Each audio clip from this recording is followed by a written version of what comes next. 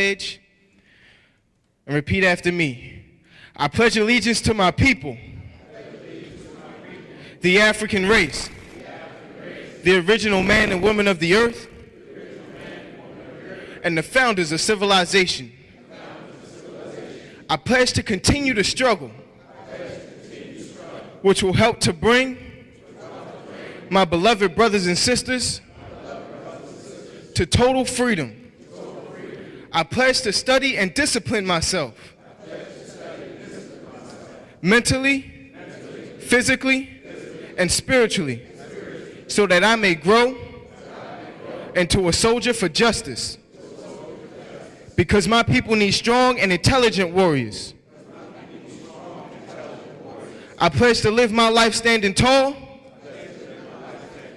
for a person on his or her knees is not respected.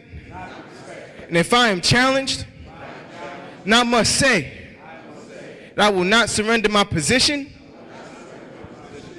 nor my dignity, but instead we shall endure until the final victory is won. Ashe. You may all be seated.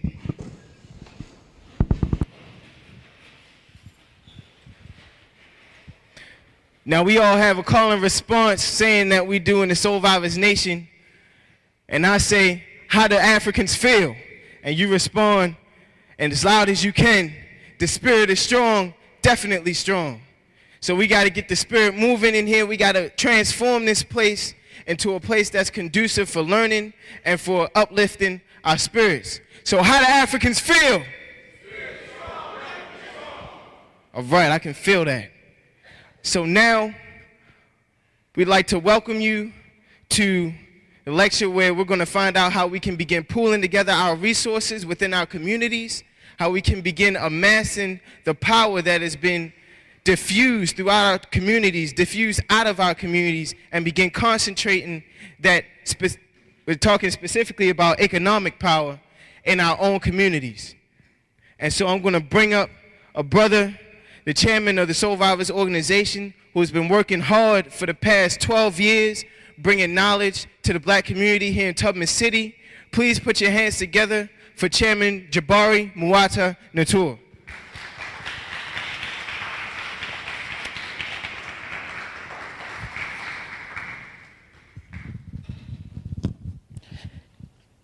Come before you with the mind state of liberation, coming from a long legacy of battle stars and freedom fighters.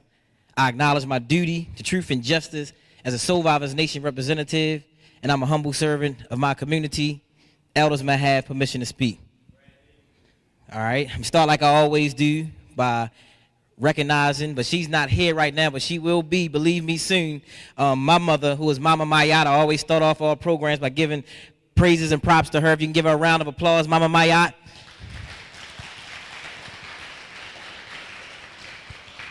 And also to my beautiful wife, who is not here yet, but she will be here soon, and my children. You know, I like to, and a man who we call the spiritual father of the Soul Vivers Nation, we call Uncle D. So if you can give them all a round of applause, because they make all of this happen here. Like I said, I start off like that because if it wasn't for them nurturing me, you know, and nurturing the organization and giving us the strength to do the things that we do, we wouldn't be here today. So I always start off by honoring and respecting those people. How y'all feel? How the Africans feel? All right, y'all ready to see Claude Anderson today? All right, all right. The brother has definitely a timely message, but we put on the flyers, if you look at the flyers, one of the flyers on one side said it was about, you know, black dollars making sense. And also on the other side of the flyer, it was talking about the Tubman City Resource Guide, the Tubman City Black Power Resource Guide. Give the Tubman City Black Power Resource Guide a round of applause. This is very important because oftentimes we say it takes a village to raise a child. And I'm looking at black businesses right now, and right now, we're not in a good state right now. Black businesses, most of the time, they go out of business within 2 years of being in operation.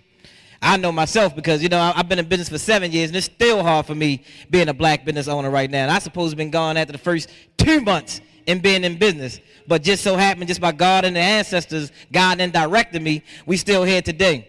But it takes a village to raise a child. And what we're attempting to do with the Black Power Resource Guide is to have a village around your business. We look at your business as a child, so we try to create a village with the Black Power Resource Guide.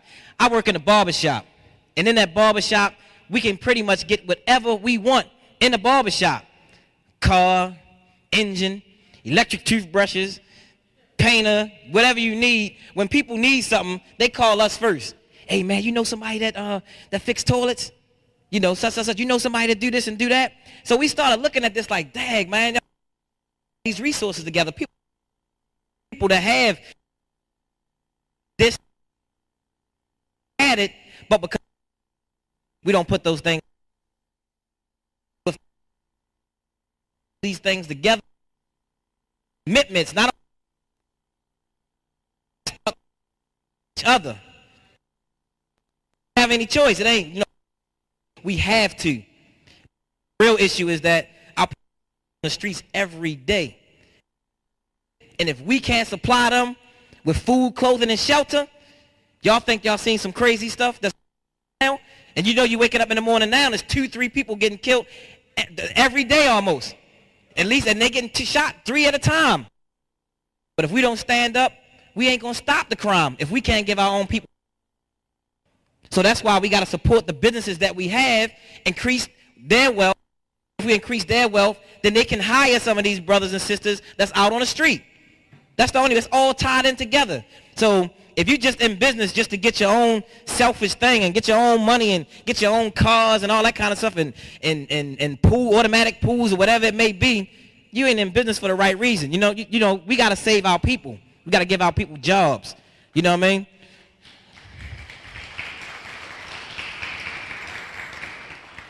So what we're going to do, we have some couple dynamic speakers that we have here before Claude Anderson. Some brothers that's been inspiring to me, you know, to Survivors Nation. We're going to get ready to bring up here this brother, very humble brother, but I always tell him that he's one of my mentors. And this is one of the only brothers, and, you know, I can get hot-headed sometimes. And this is one of the only brothers that I'm very humble when I'm around. You know, and he really taught me. I watched him, you know what I mean? And sometimes, like I said, when I used to work for him at everyone's place, I didn't understand why he would do certain things. But when I was in business, when I went in business, I realized why he did those things. And this brother, he's just a very humble brother. I appreciate him. I watch him. I learn from this brother. And he's sitting in the audience, but we're going to bring him up to the stage today. Give it up for the owner of everyone's place, Brother Nati. Give him a big round of applause.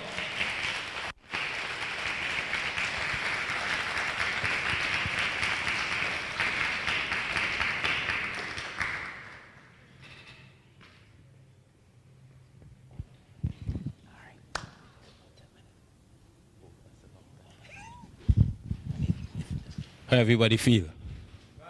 Yeah, greetings. I didn't recognize a word Jabari was talking about until he said everyone's place. And then I figured, yeah, that must be me, you know. But I was on my way over here this evening, and I met a brother who was on his way over here too. And he said, Nati, you know, I've seen a lot of organizations and businesses, just like Jabari said, came up and closed down in a year or two. So why is Jabari surviving? Why is Survivors Nation surviving? Why is Reality Speak surviving? That's not what I intended to talk about at all. I intended to talk about something totally different.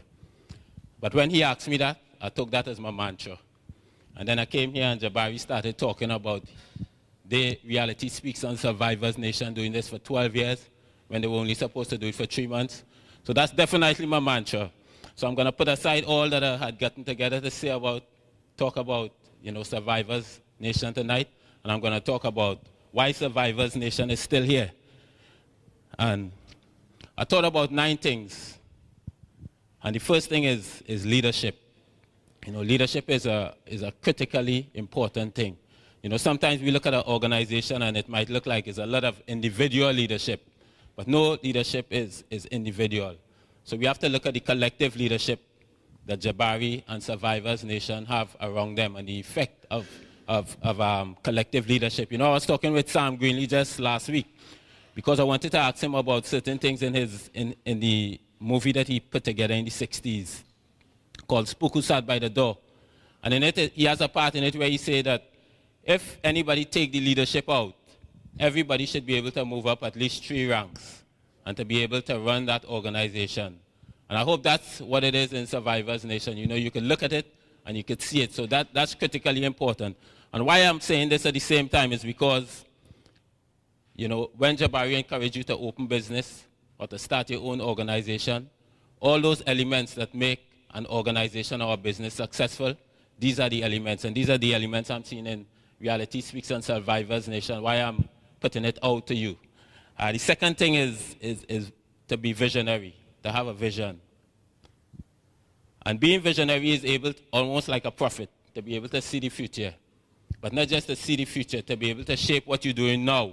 So when that future comes 2 or 3 years ago, what you are doing collides with it so that you're all at the same point at the same time. That's what's called consciousness. To have that vision, you can see, you know, trends. That's what mathematicians do. You know, that's what scientists do. They are able to plot a graph to see the future and to know how to collide with that future and to be in time with it. So as a conscious organization, that's what Jabari and them do. You know, they look to see what's going on because they can pick up the trends that are taking place today, and they can see 3 years ahead of time exactly where things are going to be. So they start plotting the course from now so that when 3 years come, they will be exactly where they need to be and right in collision with the times. So visionary leadership, that's a second important thing. And the ability to change and to be flexible, that is also crucial in terms of keeping an organization together, in terms of extending the life of an organization. You have to be flexible. You know, some people, you might be in business and you sell books and you see it's raining outside. The best thing to do is go buy some umbrellas and sell, you know.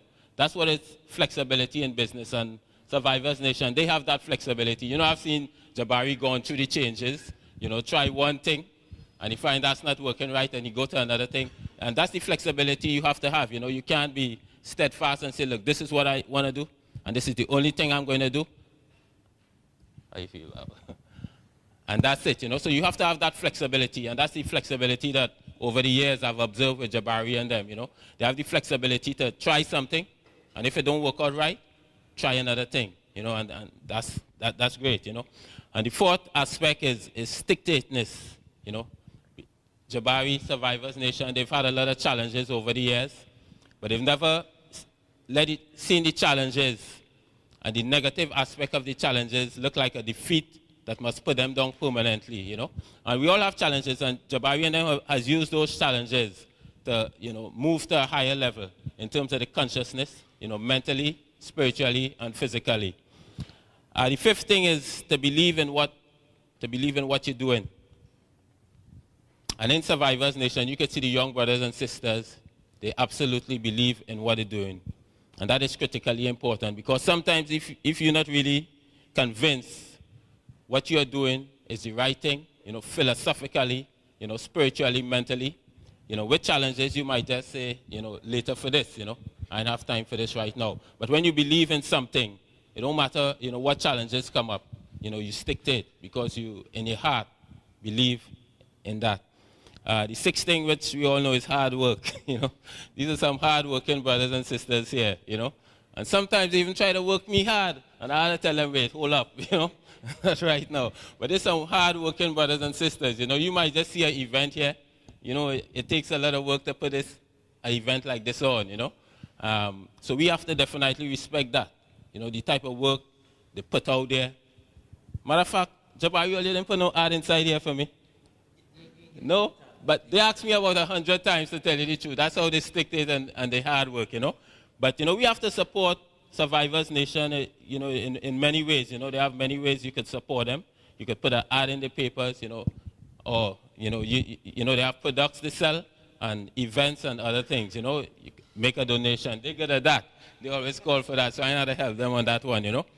And the ability to take criticism. You know, over the years, you know, you'll hear somebody, like, criticize Survivor. Matter of fact, when I was here the last time, we had a flag was hanging here. And I know you're here, brother, I see you.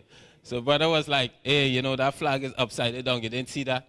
But, you know, Jabari and them, Survivors Nation, they have the ability to take criticism because we all get criticized over the years, you know, negatively or positively. But they have the ability to respond to criticism in a way which is not antagonistic. They will listen to your criticism, whether it's positive or negative. If it's positive and they see the necessary changes they have to make, they'll make it. If they think, well, you're just criticizing to criticize, they'll leave you alone, but not in an antagonistic way. So that's important in terms of leadership, to be able to handle that criticism and come out of it with the spirit still intact. And then their relationship with revolutionary theoreticians, you know, intellectual giants, you know, cultural artists, regular working people with myself, that ability to be able to get Dr. Claude Anderson to come here tonight to Baltimore to speak, you know, the ability to bring Del Jones, Laila Africa, and Ali and Muhammad and all the people of the Taiwan powers and all the people that they have brought over the years, you know, that's really important because a lot of people criticize these meetings, well, what is it doing? But it gives us a chance to interact with these people who consider themselves intellectual giants, you know, revolutionary theoreticians, to be able to question them and ask them, because a lot of times, you know, we are inspired or we get information or we move on just from what we hear, a word we hear said, you know, it's like going to church, you know.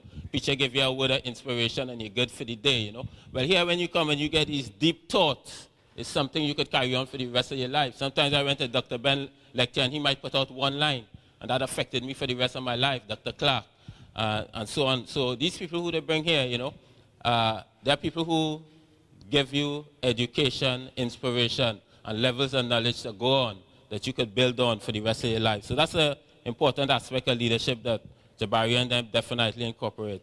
And the last I want to say is community support, which you're here to do, and their level of doing business. And again, this was an next-man show. When I came in here and got this flyer, it's like everything I needed to talk about you, Jabari, is right here. You know, but this flyer here, it says that in Baltimore, there are 5.7 billion African people, which is about 65% of the population. And we work, that's what they say. I lost it. We work for, no, what am I saying? All right, 415,725 black people, which is 65% of the population. We work for $5.7 billion. And Caucasians work for $5.3 billion. Now that must not be talking about business owners and investments. That have to just be talking about salaries. These white folks not reporting the salaries, take my word for it. They're not. And the reason why I say that is because when you go lower down, you see that we pay $1.1 billion in federal income taxes, $710 million to state income taxes, and you go on. Them white folks ain't paying that kind of stuff. They ain't reporting. Take my word for it. They're not. And then, when I go to the last page,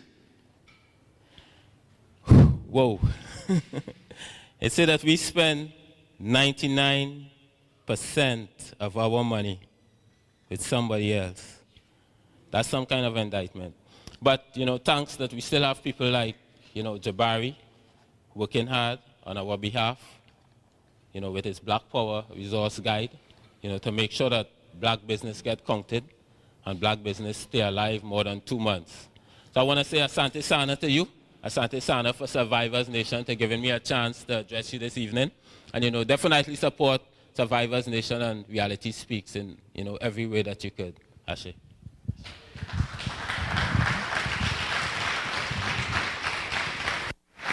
Give it up, give it up. Give Brother Nati another round of applause.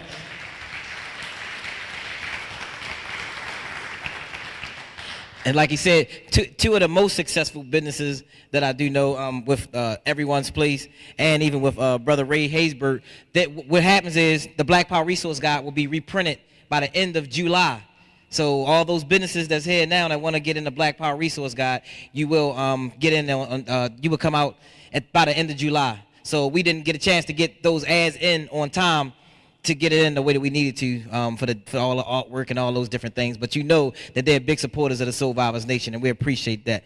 So the next brother that I'm going to, and if you're interested in the Black Power Resource Guide, there's a sign-up sheet If you leave out when we go to break or intermission or whatever like that, there's a sign-up sheet. Please sign the sign-up sheet so we can get right in touch with you, because we got to get this done as soon as possible. I know a lot of us black folks, we like to stretch things out down to the last day that we possibly can, which is hard for us financially and actually getting the artwork and doing some of the things that we need to do.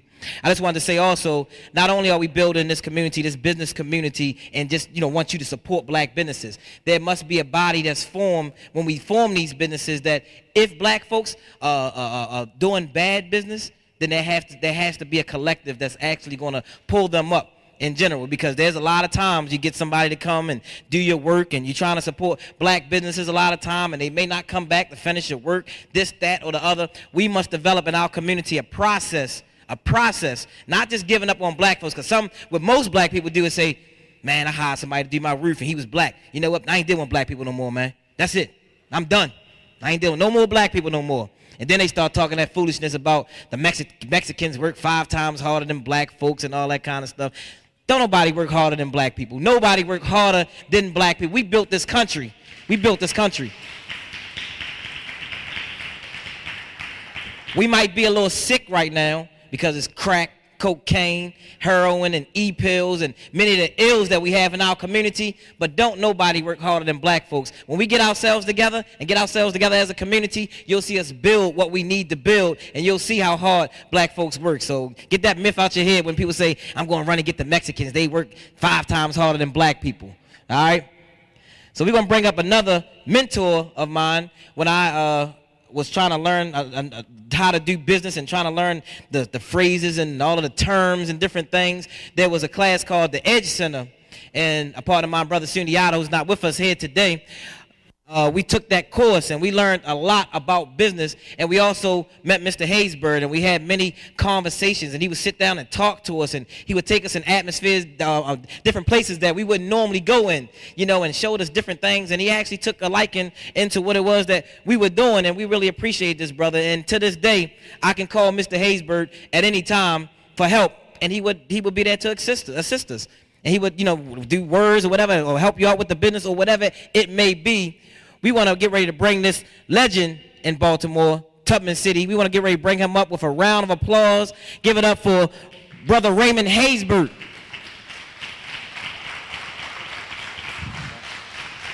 All right.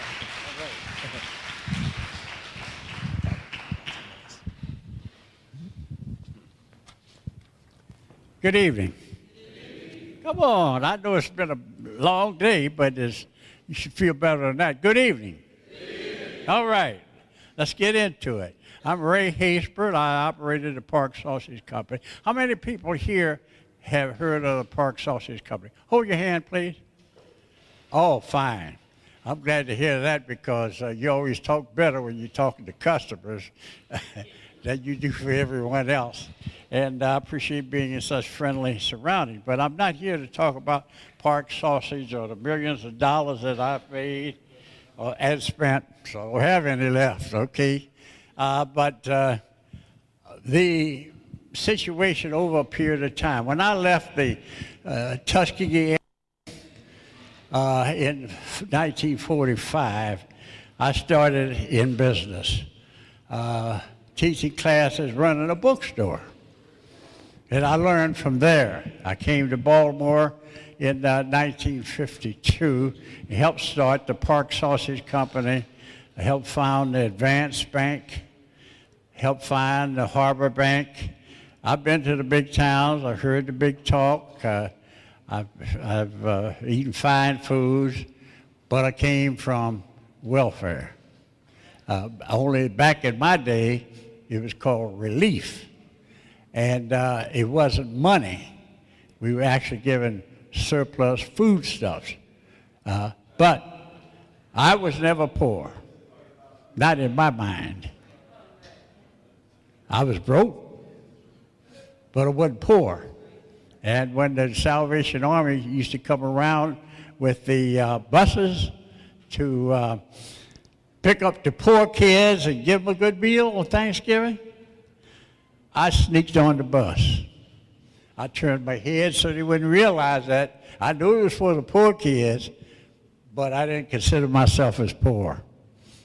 at the time. And because of the attitude, my mindset, I was able to take this 6 inches between this ear and this ear and set it so that I could come through the adversities of life. Back in those days, laws were still on the books saying that a black man could not look out the same window as a white man. Back in those days, my grandfather, as a slave, was subject to the laws that prevented any blacks from running a printing company, a drugstore, raising farm animals, doing anything. Reading and writing, you could not have a job that called for you to read and write. Now, when you think about our ancestors, then you say, well, how did they survive through all of that? And I say it's because of their attitudes. That in spite of all the hardships that they went through, their head was on right. They believed in God, so they had a spiritual dimension. But they're also optimistic. They're also looking upward. They're looking towards a day when we would be free and prepared for that. If someone asked me how I was able to, 1980, I made $1 million overnight. One day I woke up, next day I was a millionaire. How was it? It's caused by, you know, as they say in real estate, location, location, location. Well, it's really preparation, preparation, preparation. Because if you're not prepared to do a deal, how can you do it?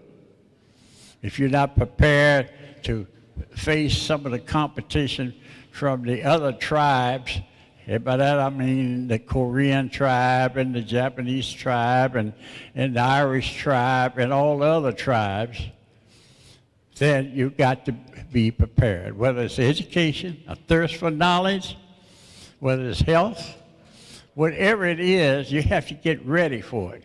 If you're not ready for it, you got a problem. If you don't have knowledge, that's the new currency. If you don't have knowledge, you are at a disadvantage. If that automobile salesman knows more about the deal than you do, you're going to be taking advantage of it from an economic viewpoint. And so it is throughout life, and that's what I found as I went around, that the difference maker was how much I knew.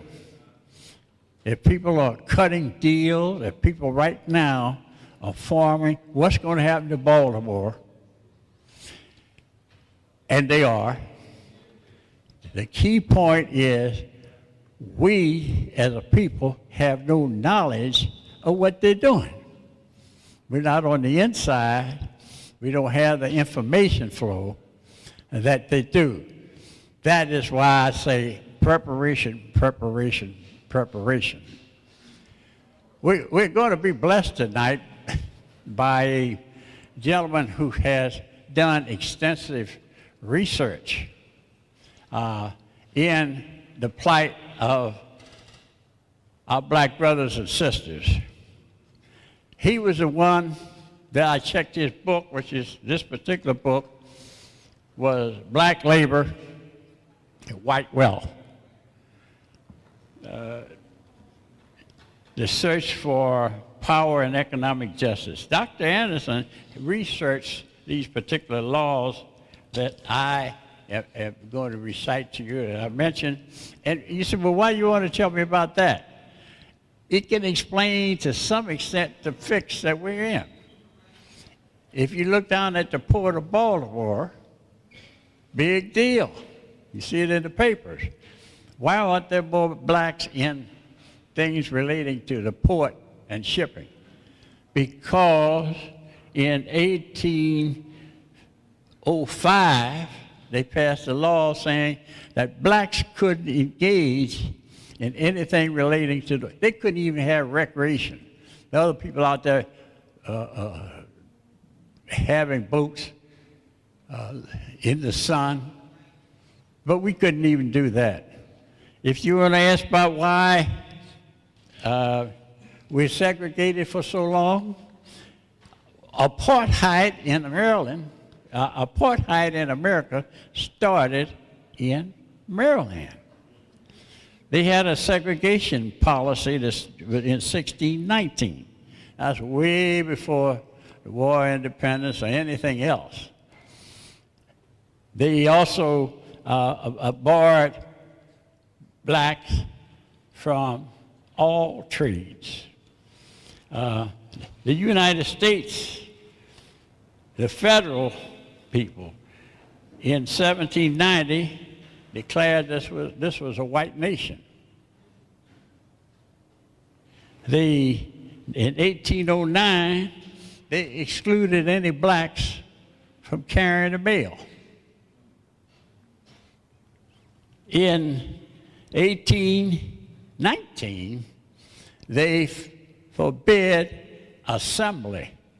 So this group that we have tonight could not assemble if those laws were being upheld. But they also had laws against teaching black folks to read and write.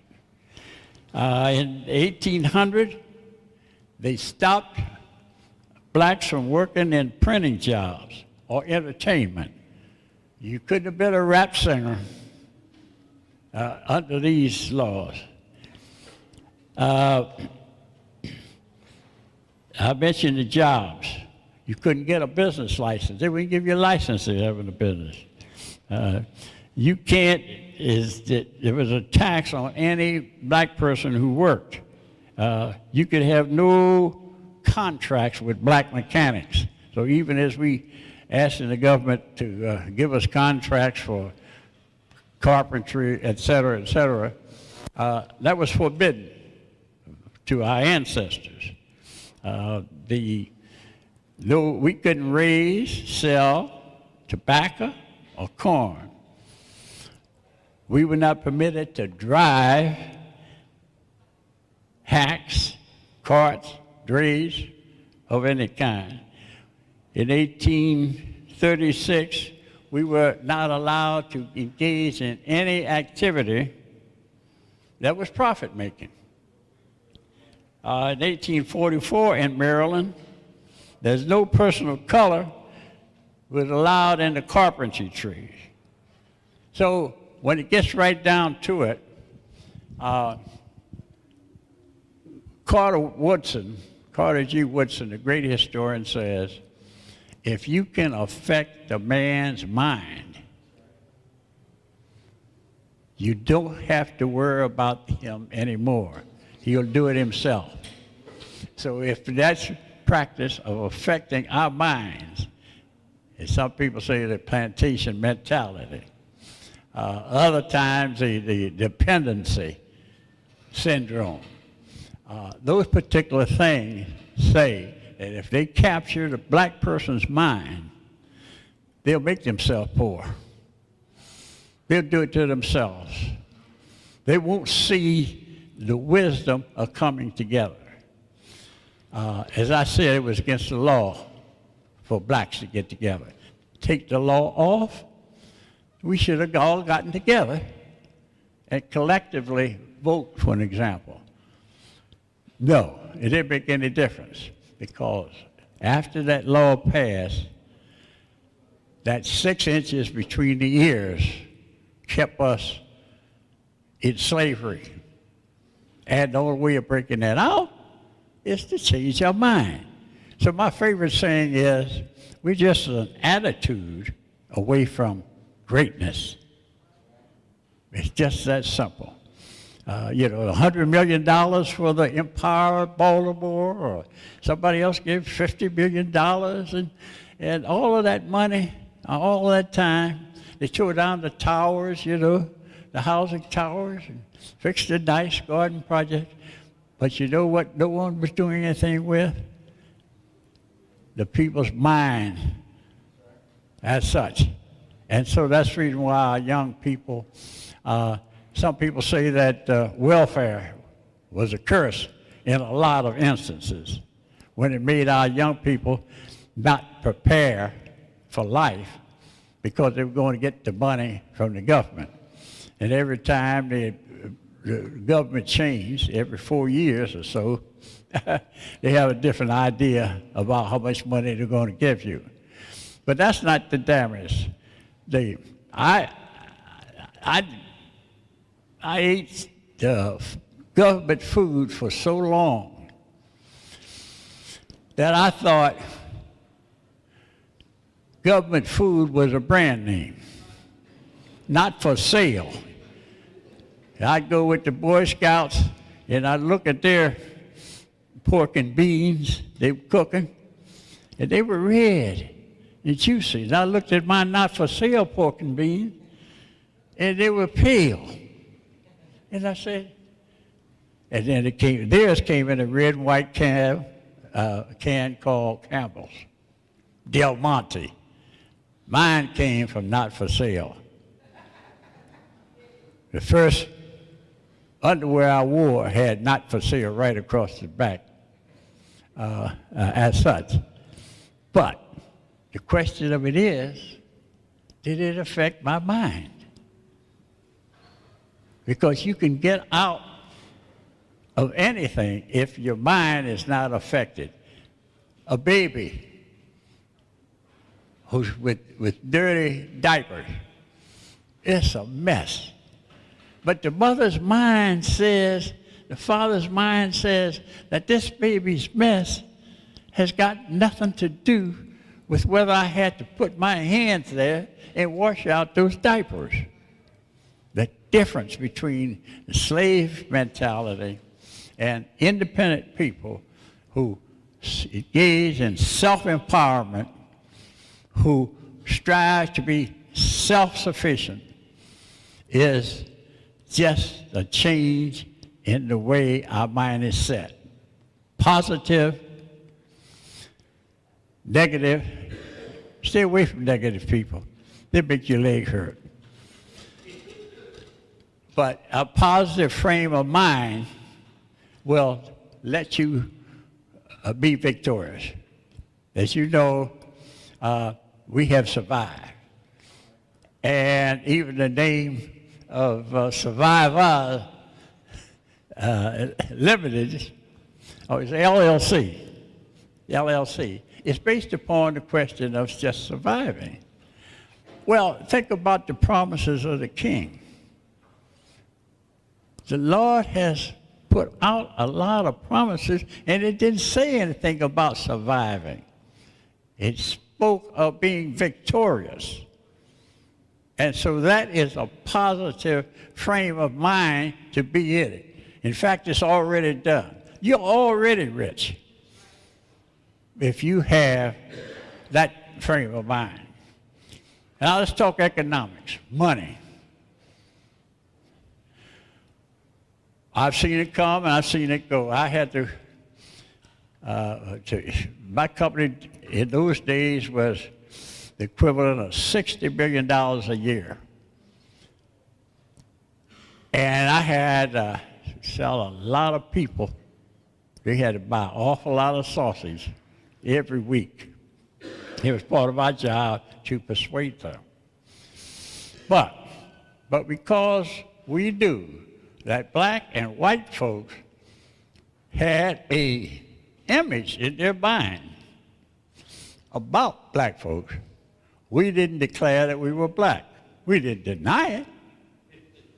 When you say more pork sausage is mom, we put a little white boy on there with freckle face and red hair. So some students down when I was teaching at the University of Virginia, they said, well, why didn't you get a little black boy to say more pork sausage is mom? I said, it's marketing. Those people have an image in their mind about black folks that would make the sausage not be good enough. It would not be valued. And surely enough, the same thing among my people. Because self-patronage, every group, every tribe in the world has patronized themselves. Certainly, well, you talk about the difference between blacks making it and other groups that have made it. Remember this, that the other groups did not have the laws and the repression against them. If the Irish, the Koreans, whoever had those laws against them, they would think differently. But our reaction was, as Brother Jabroya says, is to go to Towson and spend our money. You say, big deal, I can get a bargain, a $90 pair of shoes there. But it isn't the first dollar that you spend, it's the second and third dollar, that circulating dollar, that indirect dollar.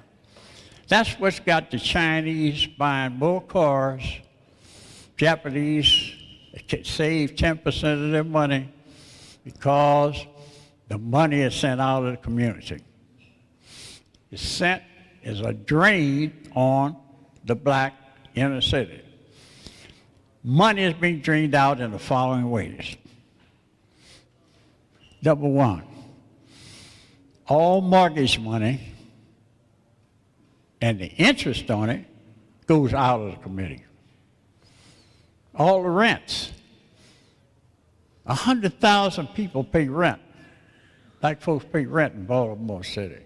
That means every month there's a check, a cashier's check, a money order, or cash going out of the community.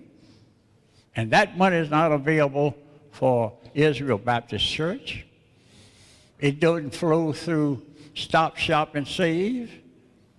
It doesn't help support conscious heads. It doesn't help anyone because the money has gone. When they decided to build Raven Stadium, my office was right there at the first escalator.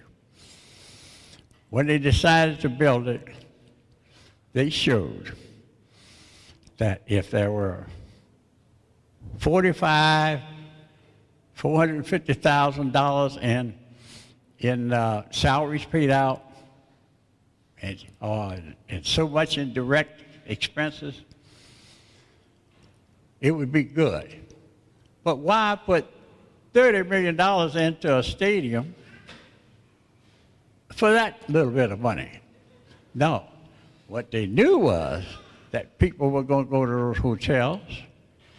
They were going to go to those restaurants. They were going to hire taxis, all of to their own tribe, and do those things so that they have a ratio that says for every dollar you spend in a community, there's an additional $1.67 that goes with that dollar.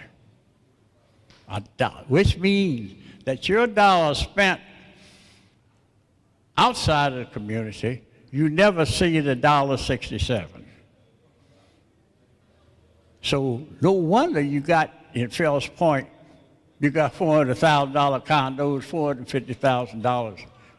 Why not? They got their money and they got ours too. Because of the fact that when the money goes there, they can send their kids to school.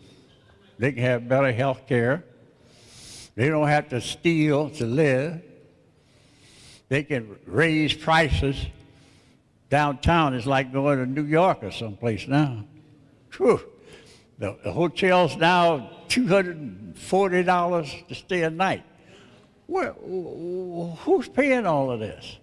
It's those people that got their dollar, their $1.67, but black folks $1.67, so that they're getting maybe $4 because that's true. And that's one of the reasons why China is doing so well. They're really booming. Because I guess I got 70% of the stuff I wear has got China, made in China on it. And that dollar is going over there helping those people over there. My point about self-patronage, we're not getting anybody. But that 6 inches of space between your ears in terms of your mindset determines whether you're going to be poor or not. And we've got enough poverty in Baltimore to go around with 25% poverty. Now, I know they say the Lord says that the poor will always be with us. But it don't have to be 25% and everybody else is 3%. So let's just cut it down to 3% like everybody else. And we can do that. We have the... I'm 87 years old. I've seen a lot.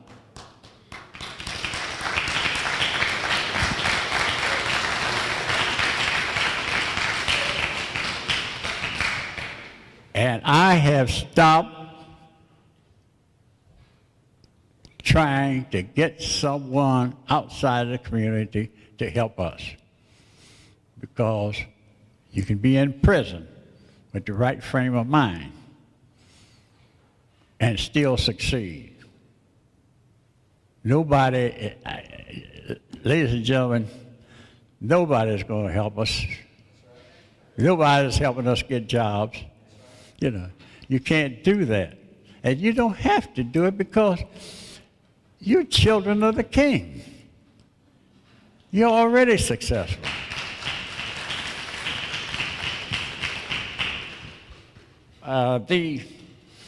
Instead of asking Hopkins, I was in a discussion group this morning and said, well, instead of asking Hopkins what they're going to do for us, we should be asking ourselves, what are we going to do for us? Because that's what it's going to come down to. You know, it's an old story about, he's not heavy, he's my brother. It don't last for so long because your brother gets pretty heavy. You know, every time you turn around, that you have to carry him. But the beautiful part is the talent that we have, the brain power that we have, the character that we have, all of that is that we can do it for ourselves if we can unlock that slavery mentality, unlock the welfare mentality, because it is true that if you feed somebody every day and every month, they'll stop and let you bring it to them. Y'all got family that knows that's true. They'll wait till you do it. That even happened with Paris Hilton. It destroyed her confidence in herself because everything she got, somebody had to give it to her. And she just doesn't feel right. And a lot of rich children just take off, go crazy, because they can't feel that. A man is not a man, and a woman is not a woman without a job. And you don't want to go someplace and they ask you, what do you do? And you say, I got a check coming in every Monday or every once a month. Because what does that make you? It makes you be criticized. In closing, what we need is a development revolution. We need a revolution. We don't talk about gradual stuff. We need a development revolution. We need ourselves to self-develop ourselves. We need to develop our educational system. You know, I can't even, what kind of books do you think I studied out of? So old books is not the answer. And if you think every one of the teachers I had was wonderful, you're wrong. I had some bad teachers. But what I did have was an attitude. It's a mindset. But we should have, I was talking to Les Brown, I went to a workshop. Les Brown, an inspirational speaker. And he said that a mindset is crucial. And that the development of that mindset, being positive, knowing the fact that you have so much value, is crucial to our success. And I would close by saying, it's not where you start, it's where you finish. Thank you.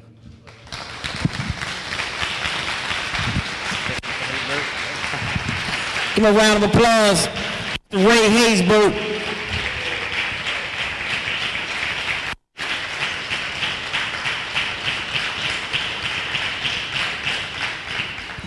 Definitely deserving that. Like he said, he's 87 years old, and the things that he has done.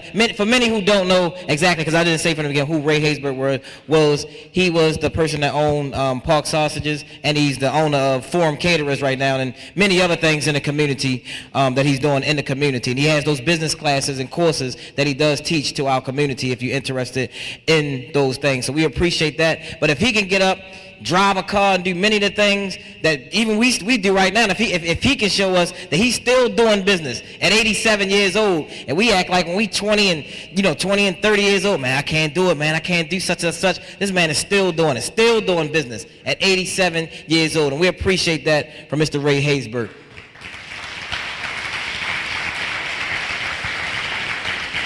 So we're going to get ready to move into the main event. We're going to bring up a hard-working sister to introduce our speaker for tonight. This sister came to the Soul Viva. She's been there for almost 3 years now and actually changed many different processes in the Soul Viva's nation. She came in, she brought organization, many different things that we did not have in our organization, and we really appreciate her. She's a Harriet Tubman in Soul Viva's nation. Let's give it up for Sister Ya to introduce Brother Claude Anderson. Sister Ya.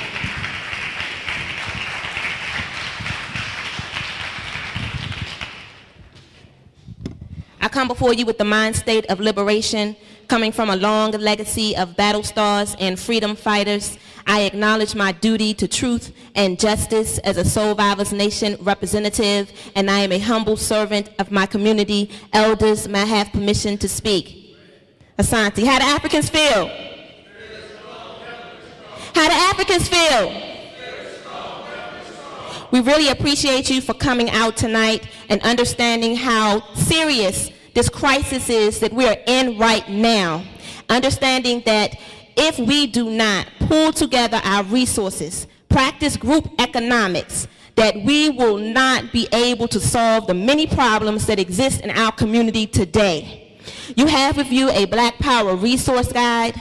Please use the Black Power resource guide. It's not just there as a booklet for you to just see it and say, oh yeah, these are a couple of ads, a couple of businesses. It's for you to actually use as a resource. If we do not begin supporting each other, supporting our businesses, we're going to be in a very, very, very bad condition. If you think it's bad now, wait and see how it's going to be in a few years if we do not begin to change the way we relate to each other and change the way we relate to our money.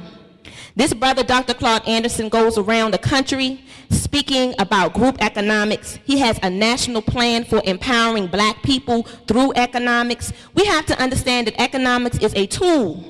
It is a tool, and we must learn how to use it effectively to solve the problems that we face.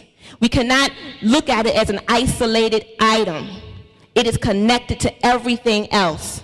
In this society, we need to use our money, and we need to pull together our resources. Dr. Claude Anderson has written several books. One of them is Black Labor, White Wealth, Dirty Little Secrets, where they talk about the accomplishments and achievements that we have made.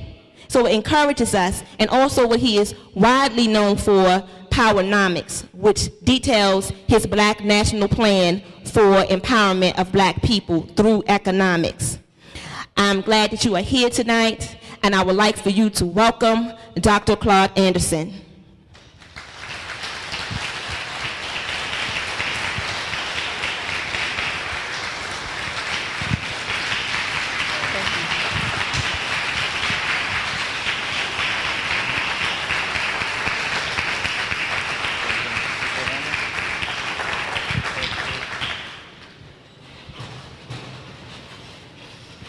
Well, good evening to you.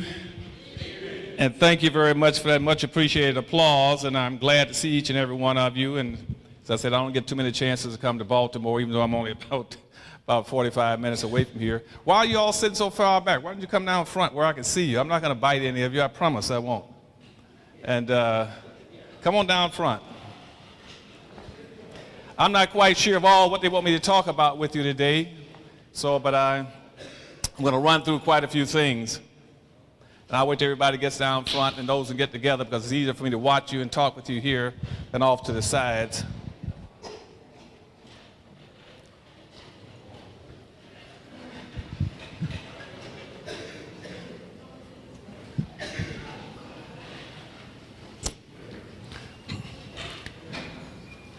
First of all, let me thank my host for inviting me back up here.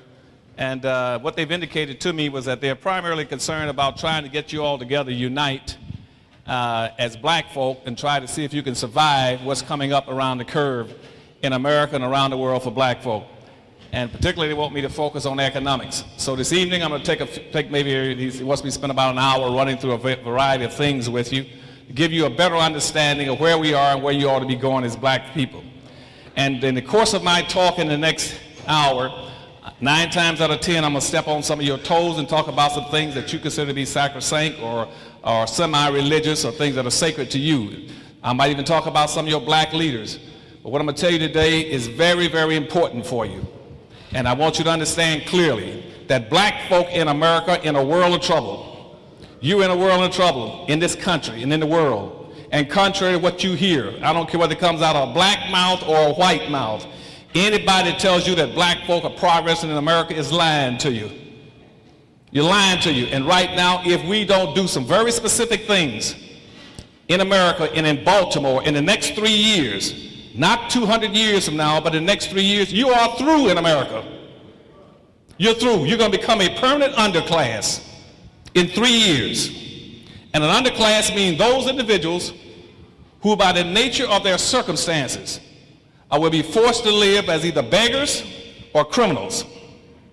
That's where you're going. I'm going to say it to you again in case you missed that. Here in Baltimore and any Blacks in America, you got 3 years to get your act together or you're going down. You're going to be forced to be either beggars or criminals for the rest of your existence.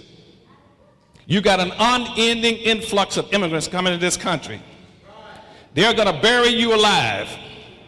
That bill they have right now in Congress, that is your tombstone. They're going to stick that up over your head. And any Black person in this city that's shucking and jiving, they better get out of your way so you can get ahead, because bad things are coming. This auditorium should have been full right now with Black folk that understand the nature of your circumstances. And obviously all the teachers, your elected officials, your ministers are shucking and jiving in Baltimore.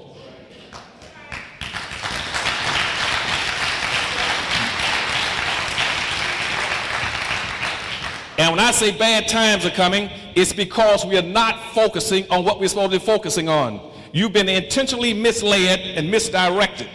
You've been sent down the wrong road. And in comparative and proportional terms, we are exactly where we were as Black folk in this country. We're exactly where we were in 1860 on the eve of the Civil War. You have not moved not one iota in 140 years. And people are shucking and jiving. What you're doing is enjoying the fruits of the social illusion by them telling you somehow that because you have social integration and civil rights that you have achieved something. We as Black folk have achieved absolutely nothing with civil rights and integration. Any black person who got more than a third grade education should know that you had more. You had more before integration started than you got today. You've gone backwards. Now let me give you an example when I said comparatively speaking in 1860. On 1860, on the eve of the Civil War, in this country, you only had about 287,000 black people that were free out of almost 4.5 million. The other 4.5 million were enslaved all over America. Only 287,000 were free. And yet, out of those 287,000 black people, they had succeeded in acquiring one half of this nation's wealth. One half of 1% of the nation's wealth. With only 287,000 free. Now here we are, 140 years later, in the richest nation on earth. 140 years later, you still own and control one half of 1% of this nation's wealth. And contrary to what people keep telling you through a lot of civil rights leaders, civil rights and integration does not decide equal opportunity for you. You cannot get equality through civil rights and integration. What decides your opportunities in America is what you own and control. That's what decides your opportunities. You can have all the civil rights you want. You cannot go into an expensive restaurant or an expensive hotel if you don't have any money. They're playing games with you. You must own and control. And what they fail to tell you is that the whole process of slavery and Jim Crow segregation did not happen to black folk by accident. That wasn't any big accident. For you to wind up being enslaved for over 500 years in this country and 1,300 years around the world, that wasn't an accident. It happened intentionally. What your leaders should be asking is, why did it happen to you? Why were black folk enslaved all those centuries? For what? There must have been a purpose. If the purpose was strictly to maldistribute and misdistribute almost 100% or 99.5% of all this nation's wealth, power, resource, privileges, businesses, and income, and controls of all levels of government. That was the purpose of slavery and Jim Crow segregation. So one group of people could live a very advantaged lifestyle, and these over here who are black would have nothing. That was the purpose of slavery and Jim Crow segregation. Now here you're talking about civil rights and integration. When did you correct it? If the other group controls 99.5% of everything and you control nothing, where is your equal opportunity? Where is your equality? Why are you sending black kids to school every day and people telling them that you're in an equalized society, a colorblind society, and you got nothing? You own and control nothing. I can come in this city right now and drive around. I'll bet you right now I can't find 2 blacks in this city that owns more than a 3-story building. Everything in this city that's high-rise belongs to whites. You don't own any bridges. You don't own any in the tollways. You don't own any airplanes. You don't own any boats. You don't own any skyscrapers. You don't own the media. You don't own the banks of any consequence. You own nothing. You don't produce anything. You wear clothes, but you don't produce any of any consequence. Or you wear eyeglasses, you don't produce any eyeglasses. You don't own any hospitals. We own nothing. And just as happy as we want to be, go watch TV. Every black you see has been put into a safe category. The social illusion that's being created for you to dissuade you from doing something to save yourselves, they put a social illusion on TV with safe blacks. The images that are put in front of you show you that those are safe blacks. Any black that's successful in America has some kind of an illicit relationship with a ball. He's either running with a football, baseball, basketball, tennis ball, golf ball, standing on the stage telling jokes, dancing, singing, pretending he's having a ball. They even got a program now on TV called The Ballers. Because, see, white folks know you're safe if you've got a relationship with a ball going. Because there's about that much distance between a cotton field and an athletic field. In the athletic field, you were chasing cotton balls. Now you're chasing basketball and tennis balls. You haven't moved one iota. The same person on the cotton fields now own the basketball teams and the football teams.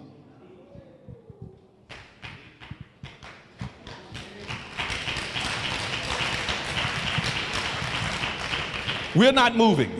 1/2 of 1% of the nation's wealth. That's what slavery did to you.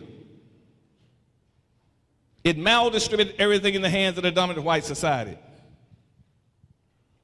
As an example, you didn't acquire any wealth since 1860. Let me show you some other indications. In 1860, on the eve of the Civil War, almost 99% of all the black people in America, slave and free, was working for whites.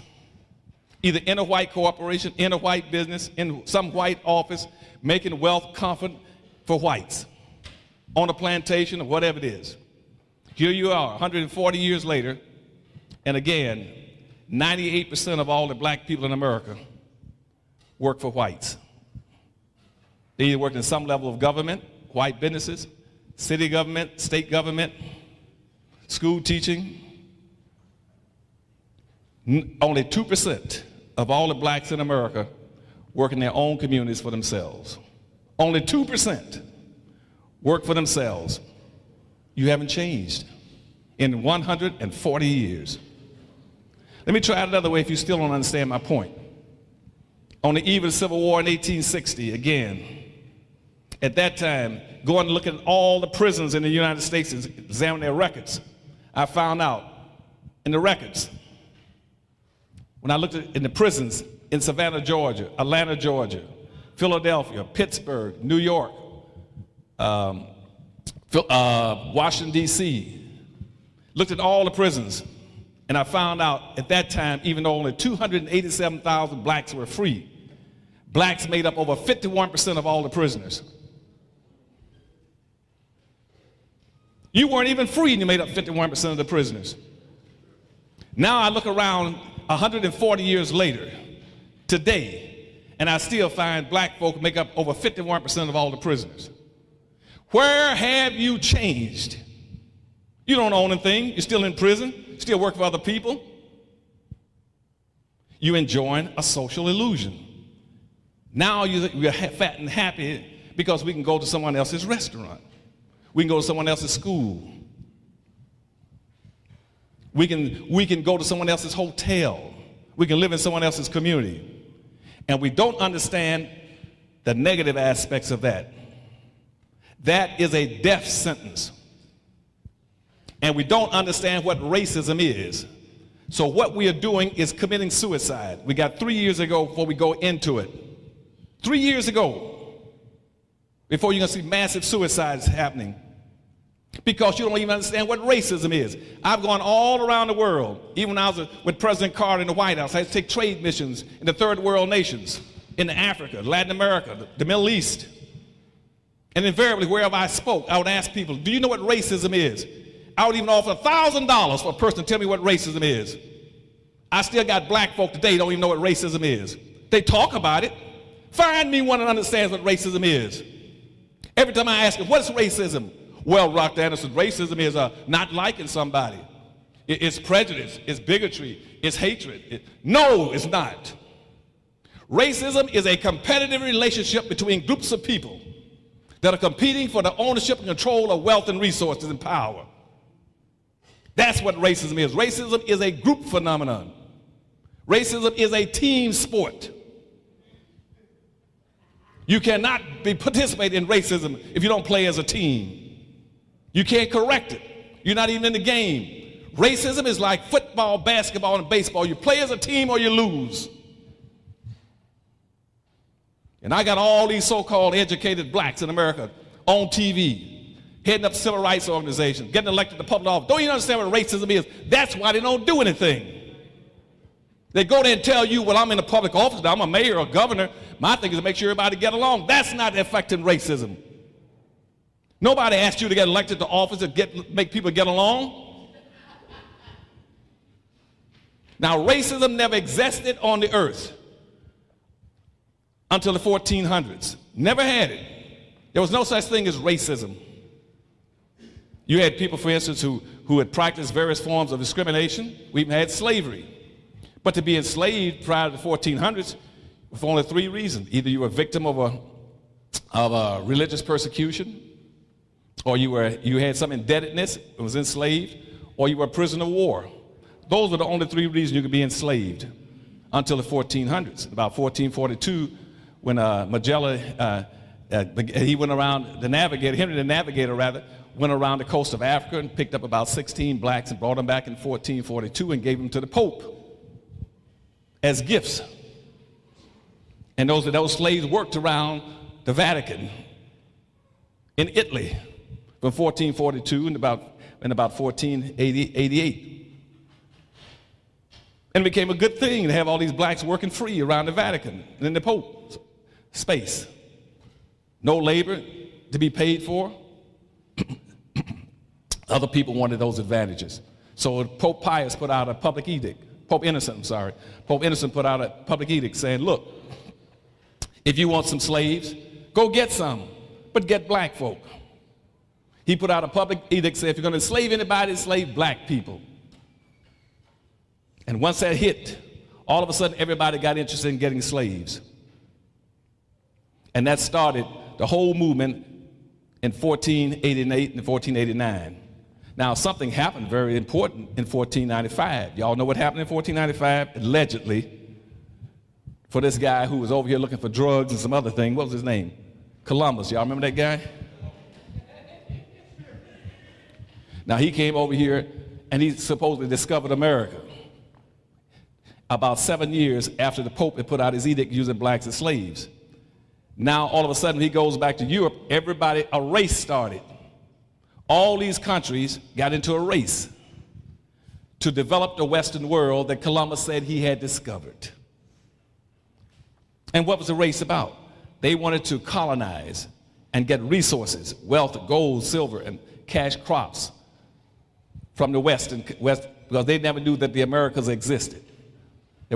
People in Europe never knew that there was a North America, Central America, and a South America.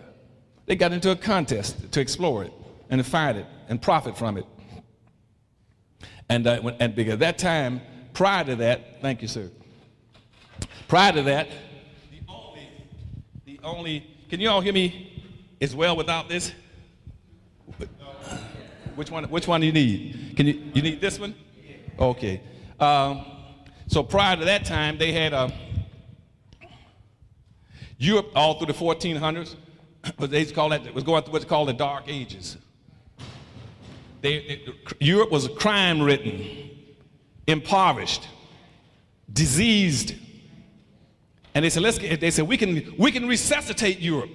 We can strengthen this continent, and we can find a way to develop the Western world, the Americas, Latin America, Central America, North America. If we can develop that country, we can bring ourselves out of the ditch as an European continent. And so they all said, well, how are we going to do it? They said, we need a labor class. So they all rushed down and picked up the Pope's edict and started grabbing blacks off the west coast of Africa. It was picking those blacks up for an average about $25 a piece. And they started setting up, so they want a 1,500% return on their money. They started selling them for $400-some a piece. And so they started shipping blacks all into this country in Latin America and Central America to put them to work as a labor class. Now, the countries that started that race, it started with Arabs. Arabs were the first ones that started enslaving black folk. I don't know if you all know that or not. Arabs were the first ones that started enslaving black folk, and Arabs have been enslaving black folk now for 1,300 years. Arabs first started enslaving blacks in 765 AD when they marched into Africa in what they called in search of the 3 G's, God, glory, and gold. And they pursued Africa until the 12th century when they overtook Timbuktu and Timbuktu fell, then they started dominating Africa. But the Arabs were the first ones. Portuguese were the second ones. Hispanics were the third ones. Then the Germans and the Danes. then the French, then the English, the Norwegians on down the line. Then lastly was the American Indians. Everybody's enslaved black folk. And that's what a race was. A contest started to develop the Western world. The rule was he who gets there first with the most slaves and make the most money will be the most powerful nation on earth. And the race began. Everybody was in the race to use black folk except black folk. And began shipping blacks into America. And they shipped black folk in. They justified it initially by saying that it was an economic issue. Everybody knew it was an economic issue. It stayed an economic issue all the way from the 1500s up to the 1700s. In the 1700s, when the evangelical movement moved to this country, they switched enslaving black folk to make it a religious issue. Why? Because King James then wrote, when England took over the slave trade as the biggest one and started leading the slave trades and started winning the race, King James rewrote the Bible, called the King James Version. And even had, what's his name now? What's the writer? Huh? Shakespeare and the rest of them writing. All of them rewrote the Bible. And they rewrote the Bible, then since England was the dominating country for slaves, all the slave states were mandated to use scriptures to justify enslaving the black people. So religion then became a means of codifying slavery. And then the slave owners started teaching black folk that when you hear me talk about the master and the slave in the Bible, on earth, it's the white man is the master and you're the slave. And you're mandated to do three things. One, to accept your station in life. Two, to be humble and obedient. Three, to work hard, don't steal and don't lie. And lastly, to look for pie in the sky after death. And that stayed true up until about 1880. At that time, religion was the justification for slavery. This is important for you now. Slavery then moved from being an economic issue to a religious issue. It stayed a religious issue up until about 1859, again on the eve of the Civil War. On the eve of the Civil War, a guy named Darwin, Charles Darwin. Remember Charles Darwin? He wrote a book called The Survival of the Species, or The Survival of the Fittest. And what he's been doing, along with a lot of other pseudoscientists, was trying to connect a linkage between the lowest and the highest in life. What he was saying is that, is an amoeba that's that small, is it greater or smaller than an elephant that's big? Is a blade of grass lower in the chain than a tree? And they kept setting up these vertical systems. They call them genuses and species, going from the lowest of everything to the highest. But by that time, the white society had successfully redistributed by 1860 almost 97% of all the wealth and power into the hands of the dominant white society. The race was nearly over by 1860 or 1859 when Charles Darwin wrote his book. And they looked around and said, look, they're whites, now let's get to human beings. We worked out the relationship between between a bush and a tree and an amoeba and an elephant.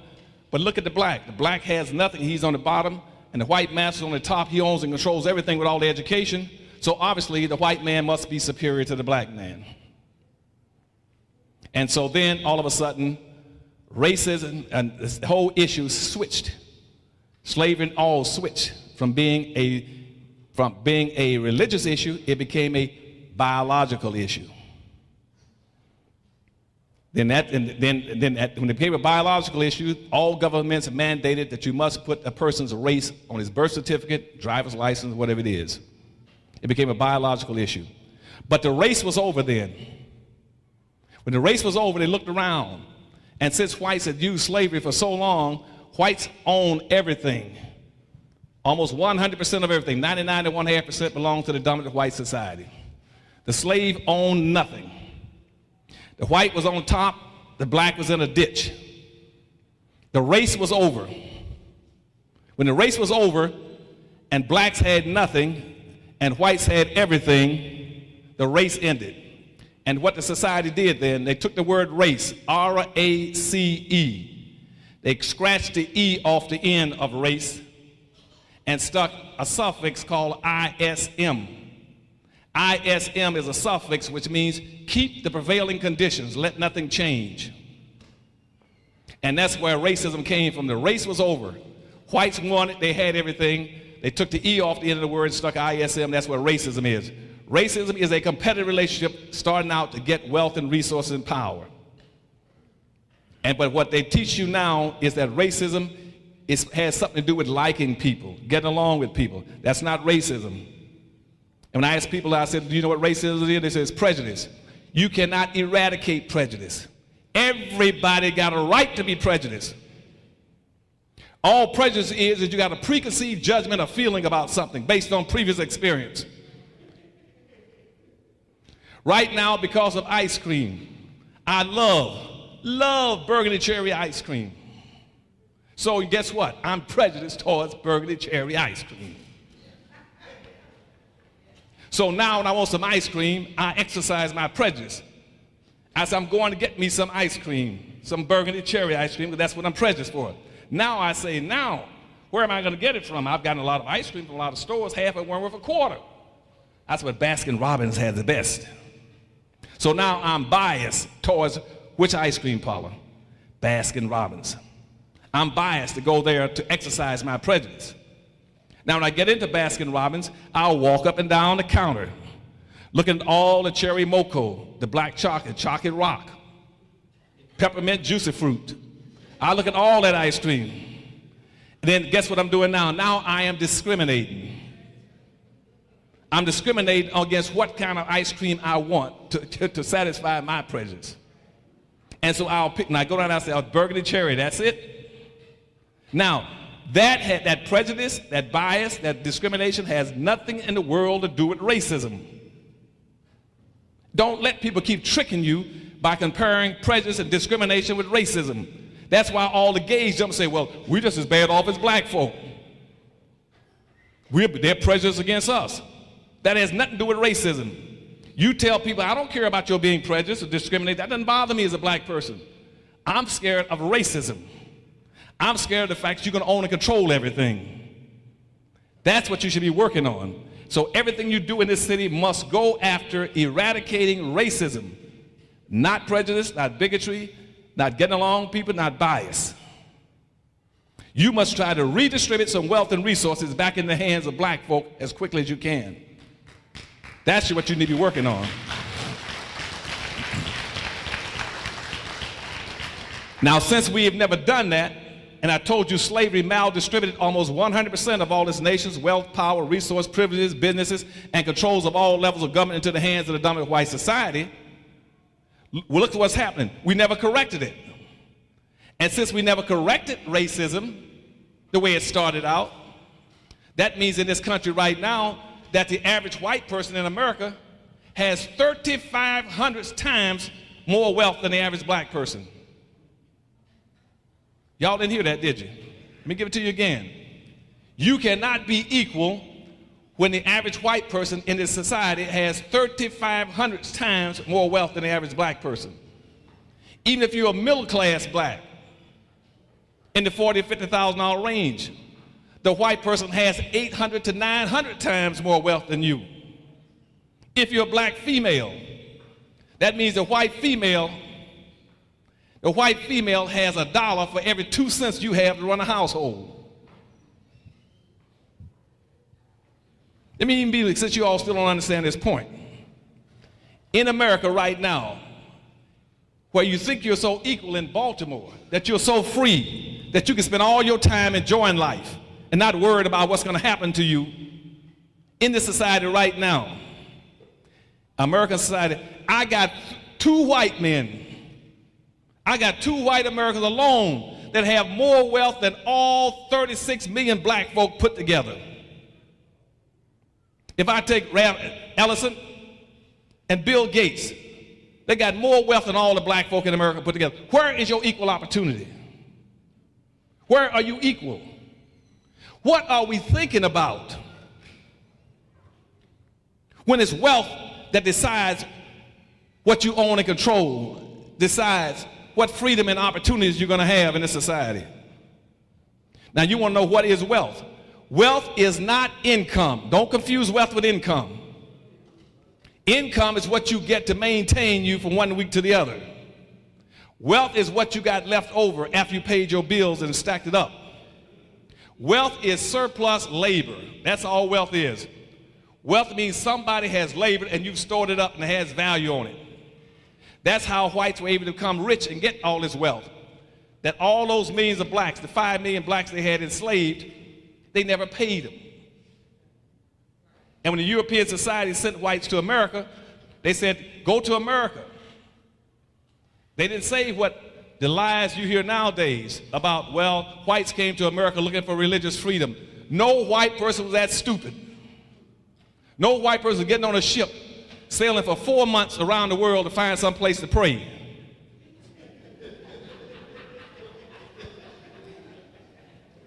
They didn't come here looking for no religious freedom. They came here because the governments were saying, if you go to America, we would guarantee you, we would give you free land and free labor. And you would have to be an idiot not to be rich if we give you free land and free labor. And that's where the whole franchising system started, like Burger Kings and McDonald's that set up a restaurant for you. They give you all equipment and the menu and all the food, and you pay them a free. And they sent the people over here from Europe to inhabit America. They gave them soldiers. They gave them some money and told them the soldiers would protect you away from the Indians. And we'll give you some slaves.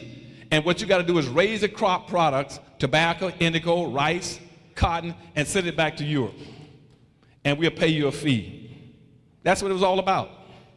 Everybody got a chance to get rich but black folk because we never understood what racism was.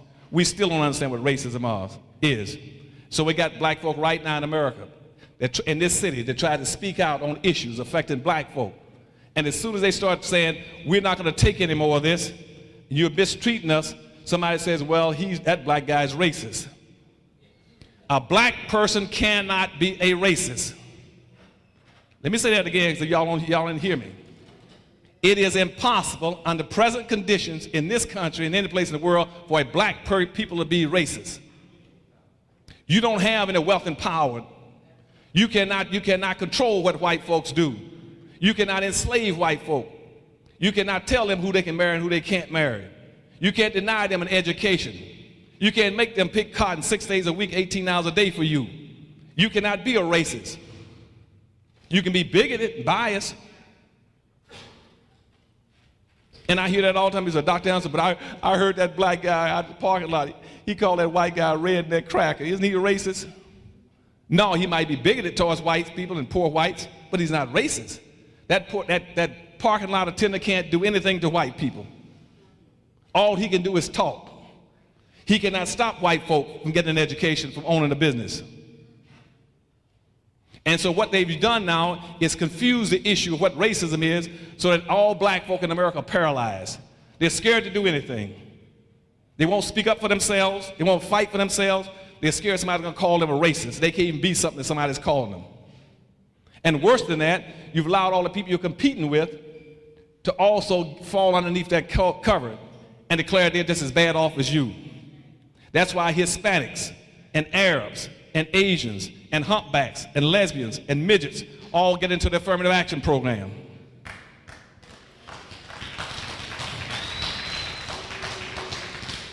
So you got to learn how to play the games. Now let's deal with some other concepts now that you understand what racism is.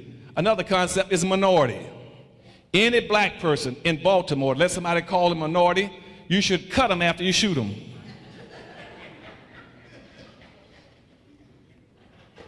That is an insult for somebody to call you, and if you to call yourself a minority, nobody's supposed to be that stuck on stupid, unless you got a stupid license. You live in a social democracy that was set up in 1789. The first law of Congress in 1789, we became a nation, said this is a white country. This is a white country, and the quota on black folk coming in is 0, unless he comes in as a slave. And the rule in a social democracy then is that the majority will win and rule, and the minority will lose and suffer. Why would you go around calling yourself a loser? I'm a loser, I'm a minority, and I'm suffering. Why would you do it? Why would you teach your children to call themselves a loser? And worse than that is in cities like Baltimore. Why would you in Baltimore be going around pushing the city to give you a minority set aside when you make up 65% of the population of the city? You are the majority.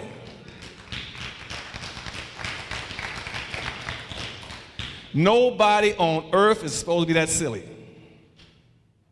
I go to Detroit, Michigan, and I'm speaking to the legislature, and they said, well, Dr. Anderson, before you talk, we want to give you a plaque. And I said, no, before you give me a plaque, tell me what are you doing for black folk? They said, well, we got a 5% set-aside program downtown. I said, downtown where? They said, in the Office of Minority Affairs. I said, this city is 90% black. Why are you calling black folk minorities in a city where they're the majority? So, hey, somebody's elevator does not go to the second floor. Why do you keep calling yourself a minority and trying to get a minority program when you're the majority? So the one white woman on the city council said, well, Dr. Anderson, well, if you, what do you want us to do? I said, in this city, the city council needs to pass a resolution saying that in this city, black people are the majority population. Once it's pointed out that you are the majority population, then it is against the law for other people coming in to rape and rob you through the government. Whites cannot come in there and take all the resources out. It's a violation of your rights. If you've had the city council in Baltimore to pass a resolution saying in this city in Baltimore, we are a black city, that's 65% black programs. I am the majority, and you're supposed to develop all these resources in this city for me. I should not have to come to Baltimore and find absolutely no black businesses of any nature. Why am I? And I go to Detroit, Michigan again as an example. Detroit, Michigan is a 90% black city. They got 146 gas stations in Detroit, Michigan. 146 gas stations in Detroit, Michigan. Arabs own 141 in a black city. In the black city of Detroit, Michigan. Arabs own not only the gas stations, they own the grocery stores, party stores, liquor stores. The Koreans in Detroit, they own the barbecue restaurants, the nail shops, the wig shops, the hair products, distributorships. The East Indians in Detroit, they own the rest of the businesses. They own the Dunkin' & Donuts, the cheap motels, the check cashing services. Blacks own nothing in a city where they're the majority population. I got 1 million black folk in Detroit that owns nothing. Now, what's the impact of that? That's why in the 2000 census, the United States government declared Detroit to be the poorest city in the United States with the highest crime rate. And everybody's sitting back in the black leadership saying, oh, why are we so poor? You're poor because you're stuck on stupid. There is a direct relationship in this country between how many businesses you own and how poor you're going to be as a group. Those groups that have no businesses are going to be poor and imprisoned. It is not the government's responsibility to help you do anything. The government responsibility and the police department's responsibility is to put you in jail and keep you out of the way. When you have a Katrina situation, which on one of my videos, I started talking about Katrina 7 to 8 years before it even happened. That was almost 10 years before it predicted that was going to happen to Katrina. They got me crying on the video and they wouldn't take it out. But the video tell me what's going to happen in that city because the poverty rate was so high, 82% poverty rate in New Orleans before Katrina even hit. And nobody was concerned and understand that if you don't have any businesses, you're going to be poor. The reason black people are the poorest people in the United States is because we don't own businesses. Now watch this now. In this country, in America, the group with the highest income in America today are Asians. The median family income for an Asian in America is $55,000 for median family income. Y'all follow this along, so when long after I've left you this evening, you'll never forget this as long as you live. The median family income from an Asian is the highest in the United States at the end of the group, $55,000. Underneath them are whites. The median family income from a white person is about $53,000 to $54,000. The median family income for these Hispanics that you're also worried about and get them into the country are over blacks. They're at $32,000 and $33,000. The median family income for black people is $19,400. Now, why are black folk on the bottom in income? Here it is now. Asians got a $55,000 income, median family income over here. Here's why they got that income.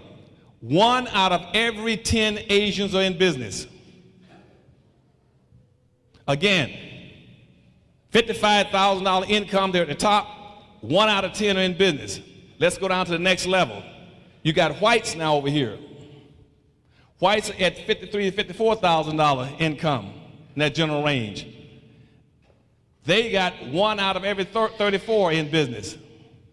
Hispanics got 1 out of 54 in business. Black folk at the bottom with 1 out of 104. If you don't have any businesses, you're going out of existence. Why is that now? It's because all you're doing is working for a living. We're the only people that encourage our children to go off and get a good education and go get a good job. No other group of people tell their children that. No other group is that silly to tell their children, go off and get a good education and then go get yourself a good job working in a white company someplace.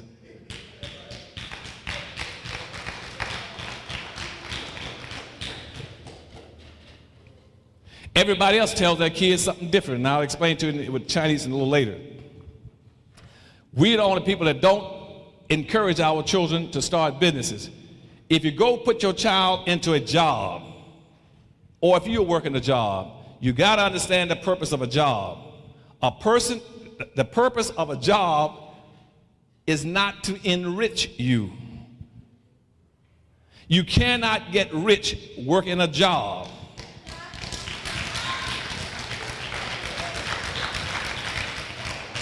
The only way you can get rich working a job is if you're good at stealing.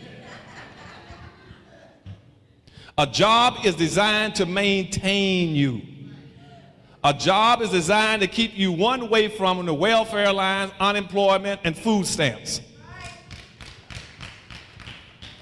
You work a job until you get too old and they retire you, and you got to go out and beg on the streets. You might get lucky to give you a silver watch. A business will redistribute wealth and power to you 8 times faster. If you have a business, you can also get a salary, but you can also get capital gains. You can also get depreciation. You can get appreciation. You can you got all kind of tax loopholes. You can write off all kind of things against your businesses. You can do all kind of things. The system is set up where those who don't have businesses pay all the taxes. Winn-Dixie had about 500 stores one year when I was over education in the state of Florida. I looked at the record. They had about 526 stores in the United States. Winn-Dixie, like Safeway, 126 stores. And that thing one year they only paid $9 in taxes. They got all kinds of loopholes, flip back, take backs, and everything else to make sure they don't pay any taxes. You work at a job, you got nothing you can write off except your interest payment on your house and your taxes on your house. That's it. The rest of your money is going to take care of the rest of this country. And we're the only people who have no businesses. Black folk are paying more than their share of taxes because we are so silly we won't start businesses. Now, let me go to another issue. If you start businesses, what must you do? How do you start those businesses? I put all that in PowerNomics. Start businesses. At this late game, it's too late for you just to simply go into a business. It is too late to simply go into a business randomly say, well, I'm going to start a business. I don't see any flower shops on the street, so I'm going to start a flower shop. It ain't going to cut it. Now, at this point, the door is almost closed on us in this country. If you're going to go into a business, you must go into a business where you have a competitive advantage. You must be able to tell me or somebody, the reason I'm going into this business is because I have a competitive advantage over my competitors. And I'll ask you, what are your competitive advantages? You must build your business around two things. Wherever your people dominate in population, or wherever your people dominate in spending patterns. That's how you go into business. And if you unify yourselves, you got a chance. If you don't, you're through. Now you hear people talking about, Dr. Anderson, we should go into business because we got a $700 billion annual disposable income. You're right. They said we're the ninth richest nation on earth. You're right. Black people in America's annual disposable income is higher than Sweden, Pakistan, India, North Korea, South Korea, Vietnam, and all the African countries put together. But we are the poorest people in the country because we do not practice group economics. Everybody on earth practices group economics but us. Again, PowerNomics talks about all this stuff. So did black labor, white wealth. Everybody practices group economics but us. Now, what is group economics? Group economics means you must learn how to pool your resources in a vertical way and buy from your own people, up and down a chain. Just that simple. It says nothing, you don't have to love all black folk, you don't have to be kissing on them and hugging on them, but you should support them and buy from them. We won't do it. Now, in group economics, the rule is this. Your money is supposed to bounce 8 to 12 times before it leaves your hands. It's supposed to bounce 8 to 12 times before it leaves your hands or leaves your race. That means that if you got $1 in your pocket right now, that dollar should go to another black person and another black person, another black person, another black person, another black person, another black person, till it passes through 8 to 12 times before it leaves and goes to a non-black hand. In America, Hispanic money bounces 6 to 7 times. Hispanics in America right now that you're all competing with, they spend their money to their own people 6 to 7 times before it leaves a Hispanic hand. White money bounces 8 to 12 times. Arab and Asian money bounces 13 to 14 times.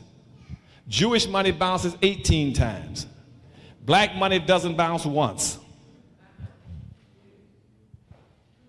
As soon as a black person gets paid, he'll run over you trying to get to a non-black business to spend it. As soon as right now, if you're out on the street, every black dollar right now in Baltimore is going into a non-black hand right now. They're committing suicide. Every time you fail to spend your money with your own people, not only have you failed to practice group economics, but you flush $11 down the toilet. When you leave here right now and you go out there and you stop at a gas station and you buy $1 worth of gasoline, which is about a spoonful about like that. If you buy $1 worth of gasoline, you just threw $11 down the toilet. It didn't go to a black hand. Anytime you put your money in another group's hands, you are aiding them in wiping you out. Now, if you're going to practice group economics in this city, what do? You must first start by building a community. You all right now in Baltimore are ideally set to have been power bases economically in this city. It's inexcusable for you all, even 20 years ago, not to have controlled this city economically. Even before they built Harbor Place there. Every business in Harbor Square right now should have been black owned. You all are the poor. Those places couldn't exist without you all. You're subsidizing them. While you're subsidizing everybody else's businesses, they are boycotting the few businesses that you got. If I find a black business in the city right now, I guarantee you that everybody is boycotting it. You will never, ever see, and if you do, let me know about it. You will not see a white person get in his car, for instance, on a Saturday morning, like this morning, drive into a black Baltimore area, get out of his car, go into a black-owned store, buy a black product produced by a black person. If you all see that, take a picture of it. But I guarantee you, every black in this auditorium and this city, every chance he gets, he's going to get in his car and drive to a white suburbs or to a white mall, to a white store. And every time he does that, he is transporting his money out of his race and making it possible for his competitors to send their kids to college, to pay their mortgage, and to feed their children. We are poor because we keep giving our money away. And we can't make it. Time is just about run out on us. And that's why I was in Detroit, Michigan, trying to build this whole thing that sometimes the white newspapers call it African Town, a version of it. And I was building a 22-acre site up there. And I was putting in 26 factories, black-owned factories, and about 42 black-owned businesses, retail businesses. Because black folk don't have an industrial base, so they can start producing and manufacturing. And some silly blacks in government and the whites came out against it and called me all kinds of dirty names. Even had nerve to call me a racist. Because I came in to help black folk, they called me a racist. What I'm saying, well, Dr. The white newspaper said, your book should be on the shelf with my Kampf, with Hitler's books. I said, why? Well, because you only talking about black folk, focusing on black folk. You're biased, you won't help the rest of the people. I said, in this city of Detroit, Michigan, y'all listen to this. In the city of Detroit, that's 90% black. They got a Arab town, Mexican town, hockey town, court town, pole town, Chinatown, Greek town. I said, I'm gonna build a black town. Doctor, that's racist.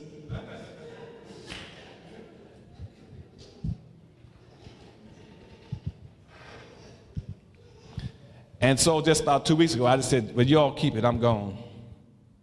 I said, black leadership, and that's silly, to sit there and from the mayor's office down and let white folks tell you that you can't focus on the needs of your own people. As a matter of fact, one black woman on the city council came out against me and went on every talk show in America, trying to denounce me. And I had radio stations coming in, the BBC broadcasting company from England came over, a Canadian broadcasting company, ABC, NBC, Wall Street Journal, all want to interview me. He said, Doctor, that's the kind of stuff you're talking about. Nobody else talks about that. We thought y'all were happy with integration. You're talking about black folks should do what? I said, black folks need to go back and rebuild their own communities. We are the only people in this country that do not have communities. It is impossible, I'm gonna tell you a black businessman now, it is impossible in this city for you all to get into wealth and power unless you have communities. There is not one black community in America. Not one in the entire United States. All we got in America are neighborhoods, which you all cut short and call it the hood. We don't have any black communities. A neighborhood is where you eat and sleep. A community is where you store your wealth, your culture, your history, your power, your income, your businesses.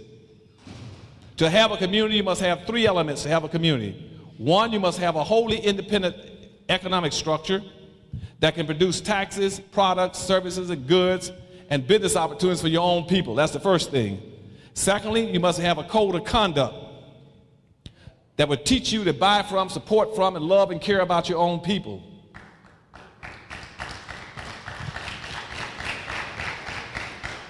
And thirdly, you must have some people in elected office that'll speak for you inside and outside. We don't have any blacks any place in the United States that would speak up for black folk. Every organization in the country that I know of, and every black politician I know of, they're into everything but blackness. They talk about anything but blackness. If I were to ask him, if I go to the NAACP and say, Mr. NAACP, who do you all represent? There's a Dr. Anderson, we represent minorities and people of color. I said, okay, NAACP, you're minorities and people in color. Let me go over here. Urban League, who do you all represent? We represent diversity and multicultural and poor people. And I said, okay, let's go over here to this one. I said, Jesse, who do you represent? He said, I represent the rainbow.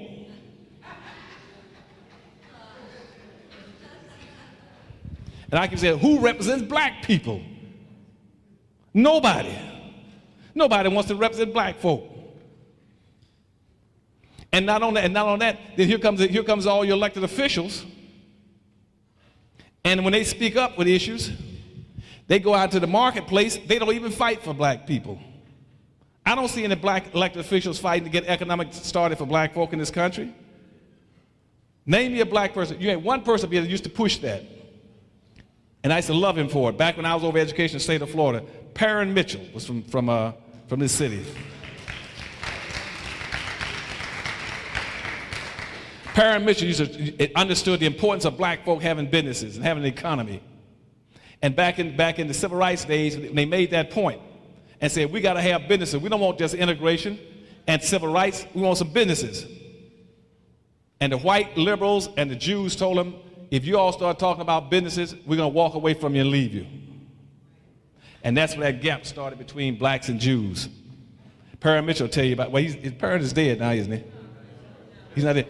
Perrin Mitchell will tell you about that. You got to start businesses. Now, start the businesses that I told you. Start businesses where you have a competitive advantage.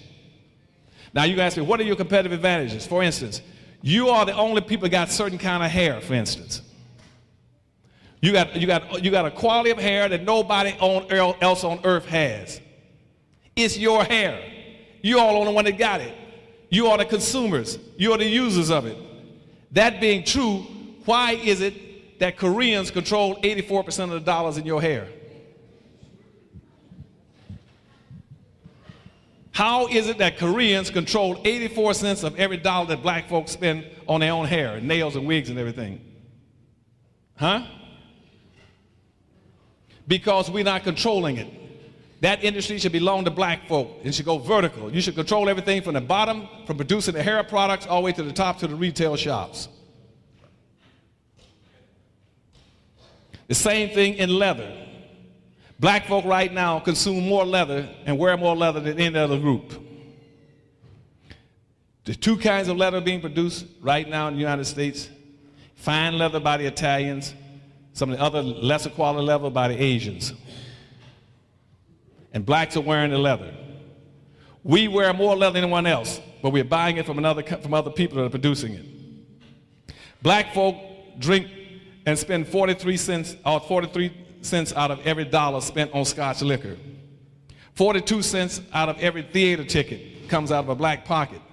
You don't have any movie studios, you don't own any distribution companies, but you're supporting the movie industry. You're supporting the Scotch liquor industry. Because we're not practicing group economics. And we're losing. Start businesses and start keeping your money in your own communities. Go around this city and find you a district. Find a district where you got good traffic flow. And pull all the blacks, like fill this auditorium up with black people. And say, we're going to start some businesses. And we're going to buy from our own people. Everybody else is boycotting us.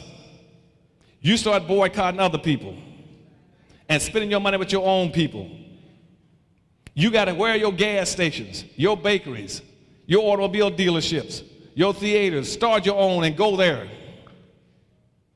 And when you go to a black person, you buy from a black person, what you do is called cost-benefit analysis. You make sure that every penny you spent, you get the biggest bang for the buck. If you don't spend your money with your own people, you lost it. Now, if you spend money with a black person, you tell the black person, I'm going to buy from you. If you're running a bakery, if your bread is hard today and it's not the best bread, I'm still going to buy from you. I'm going to buy from you because of cost-benefit analysis. If I don't buy your hard bread today, even though you're selling it to me for 50 cents, and I can go out to a white store and get the same and get softer bread for 40 cents, where is the benefit? Who loses? You lose. What you do is you make him say, look, I'm going to buy your bread, and I'm going to keep buying your bread, but I'm giving you a short time to get me a better quality bread and get me a better service in here.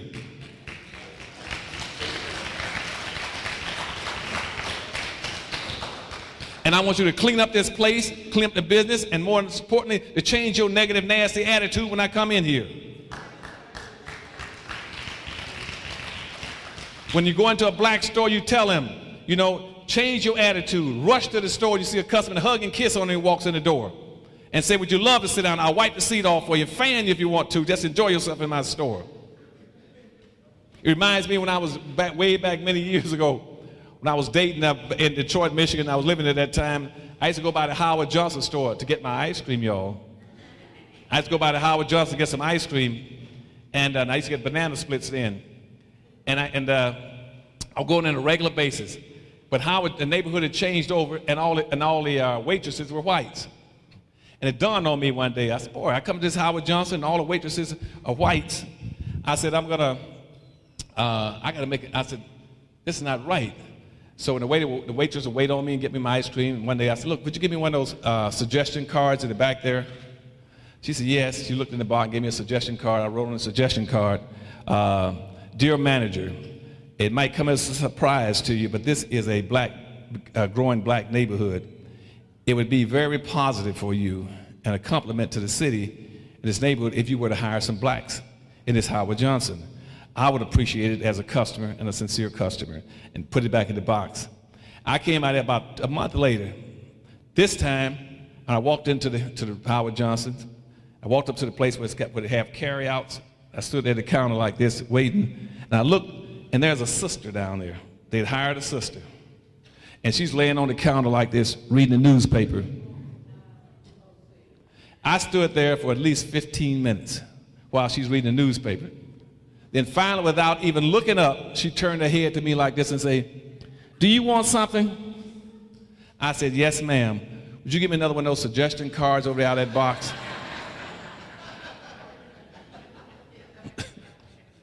I got that suggestion as dear manager. I'm the same guy that wrote that comment later. I said, fire her as fast as you can and go back to what you had before. Make our people do right by their own people. Make them respect you and appreciate you. And if he comes into you and gives you a bad job, don't say, I'm going to hate black folk, I ain't going to ever buy from black folk anymore. Say, no, you're going to come back here and do this job right. I got blacks always saying, well, Dr. Anderson, I don't want to go to no black store because I had a black guy do this for me 10 years ago. He did a bad job. I don't want to deal with black folk anymore. White folks been doing things bad to you for 500 and 600 years. You're still dealing with them.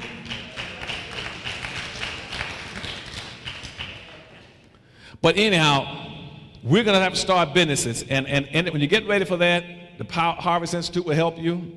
And we are anxious to help black folks start business all over the United States. We've got special programs for it. And you can do it.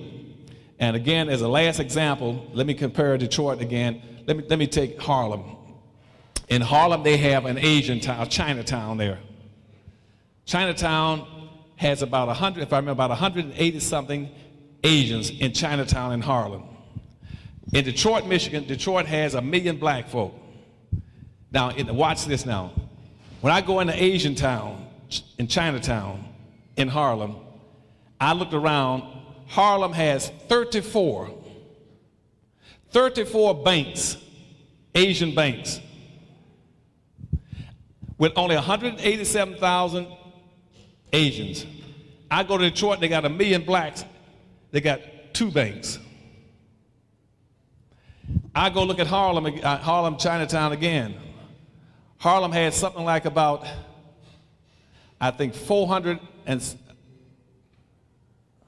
about 400, I think, manufacturing, restaurants. Here I go to Detroit, they had something like 15 in a city with 1 million blacks.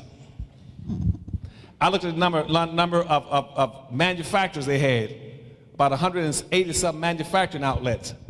Detroit had something like about 10 of those. Now, I said, now, how is it that these Asians can have all these businesses? And the competitive advantage is this. With all those restaurants, 400 restaurants, watch this. What do they have in 400 restaurants that they primarily always serve in almost every restaurant? Some noodles. They have some kind of noodles. So what the Asians did, they had, since they eaten all those noodles, what kind of manufacturing companies do they set up? Noodle companies. Now, if they're eating noodles, what did they put on noodles?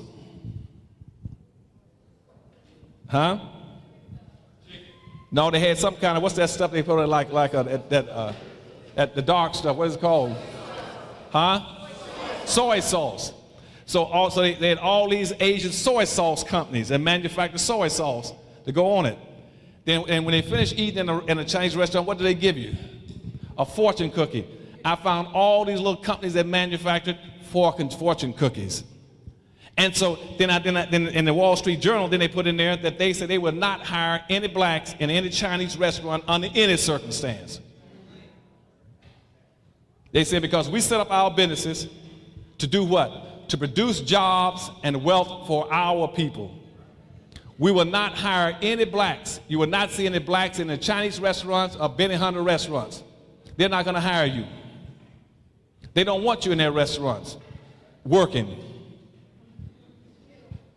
No, and yet everybody works for their own people except us. That's why our unemployment rate right now in America is 35%. For Asians and Arabs, the unemployment rate is 0. Y'all understand that? It's 0 for Asians and Arabs. For whites, it's 4.5.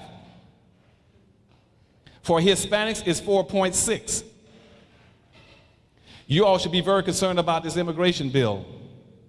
Why is this country so concerned about finding jobs for 12 to 20 million illegal immigrants who have a 4-point-something or 0 unemployment rate, and the black unemployment rate in America is 35%. In Baltimore, your unemployment rate is 48%. In Detroit, your unemployment rate is 48%. In Pittsburgh, the black unemployment rate is 49%. In New York, your unemployment rate is 51%. For black youth, it's 87%. Why aren't you all busting down on your black congressmen in this city saying, quit worrying about illegal immigrants' unemployment and do something about this black unemployment?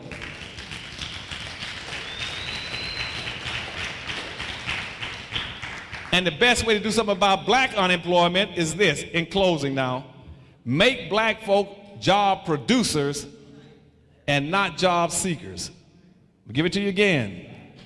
Nobody is going to create jobs for black folk. You must create your own jobs. You create your own jobs by creating your own businesses. You create your own businesses by buying from your own people. That's how simple it is. And that's why you come across America. Everybody understands the importance of building these communities so you can produce products, services, and goods. That's why you come in, when an Asian leaves the Far East, he says, I'm going to America. When I get to America, the first thing I'm going to do is find me some people that look like me, walk like me, and talk like me, so I can build me a Chinatown, a Japantown, a little Saigon, a little Cambodia, a little Vietnam, a little Korea.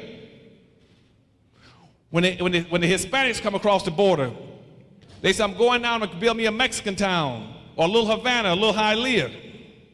You go across America and you can find Japan towns, China towns, Cork towns, Pole towns, Greek towns, little Italys, French towns, but you'll never find a black town. Because we won't come together and unite. And as a result, in 3 years we're going to perish. These immigrants are going to bury us alive when this law is passed. They're going to bring in 12, they got 12 to 20 million illegals floating around here right now. The illegals have already surpassed you. They caught us. When slavery was going on in 1840s, you did not have one single Hispanic in the United States, or nor one Arab, nor one Asian, but you had 4.5 million blacks. In 1900s, you only had 100,000 Hispanics in the United States. You had 11 million black folk. They got the same identical birth rate, and Hispanics have now caught you and passed you. They're not coming in this country to get along with you. They're coming here to surpass you and supplant you. Their intent is to bury you. All these people you all are calling minorities now, up until 1970, all the Hispanics, Asians, and Arabs that you all call people of color, they were married to, went to school with, lived with, and passed as whites. On a driver's license now of a Hispanic, he's a white person speaking Spanish. It's on there, I am white, on his immigration papers and on his driver's license. They're coming here to compete with you. And when that 12 to 20 million pass, and you all better raise hell about this fast before it passes, and they're debating it right now in Congress. When they debate that and they legalize 12 to 20 million, their population would jump from 44 million all the way up to almost nearly 60 million. You're now still stuck at somewhere between 39. That means they've already doubled your population.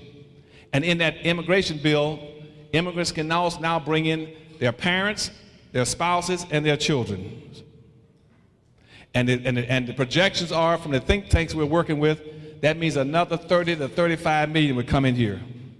That means Hispanics would go up to almost 90 million while you're all still stuck in the 30 million.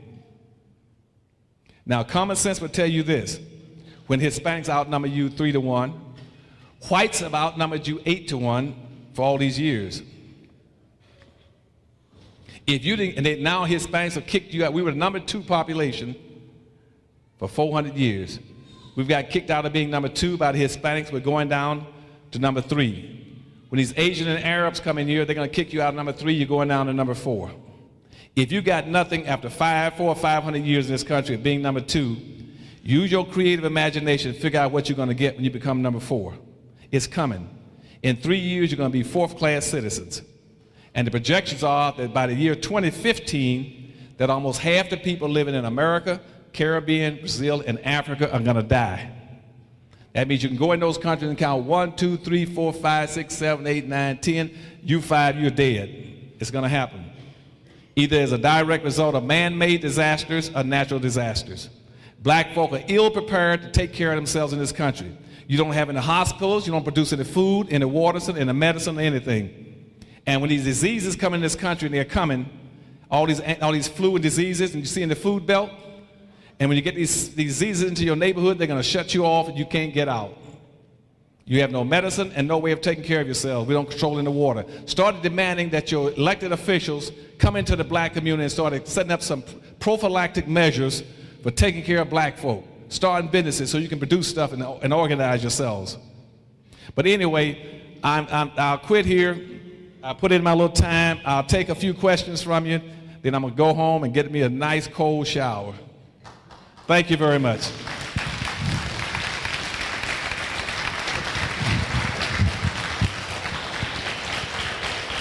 Okay, thank you. Okay, thank you. I'll take 2 or 3 questions from you, then I'm gonna haul off and leave here.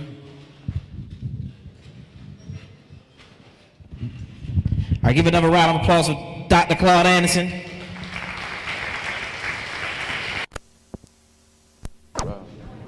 No, I had Turn the mic on.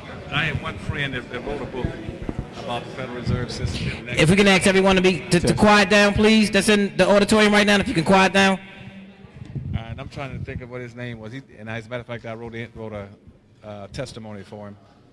I just want to ask you about the fiat money system and how historically it has never worked successfully, and how eventually, it's going to cause the demise of this country.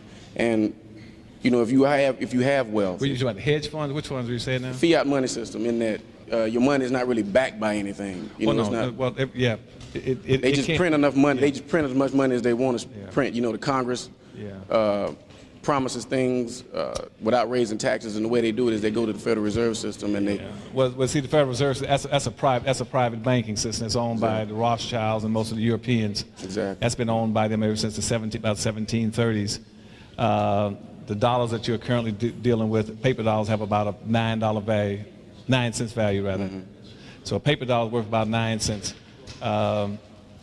If you really want to play it safe, as I said, you would go to precious metals, either go to silver, gold, diamonds, you know, stuff like that, platinum. Mm-hmm. The easiest one that somebody asked me, I would tell them the safest one to go to is the silver dollar. What about offshore? Offshore banking? Yes.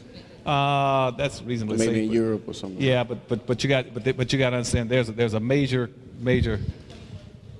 consortium of extremely wealthy international people that are running all the industries all around the world. Mm-hmm. I used to know most of the organization. When I was in the White House with President Carter, I knew all those. I don't know them anymore. So you can't run from them? No, because they're controlling it. And right now, they don't care about international boundaries.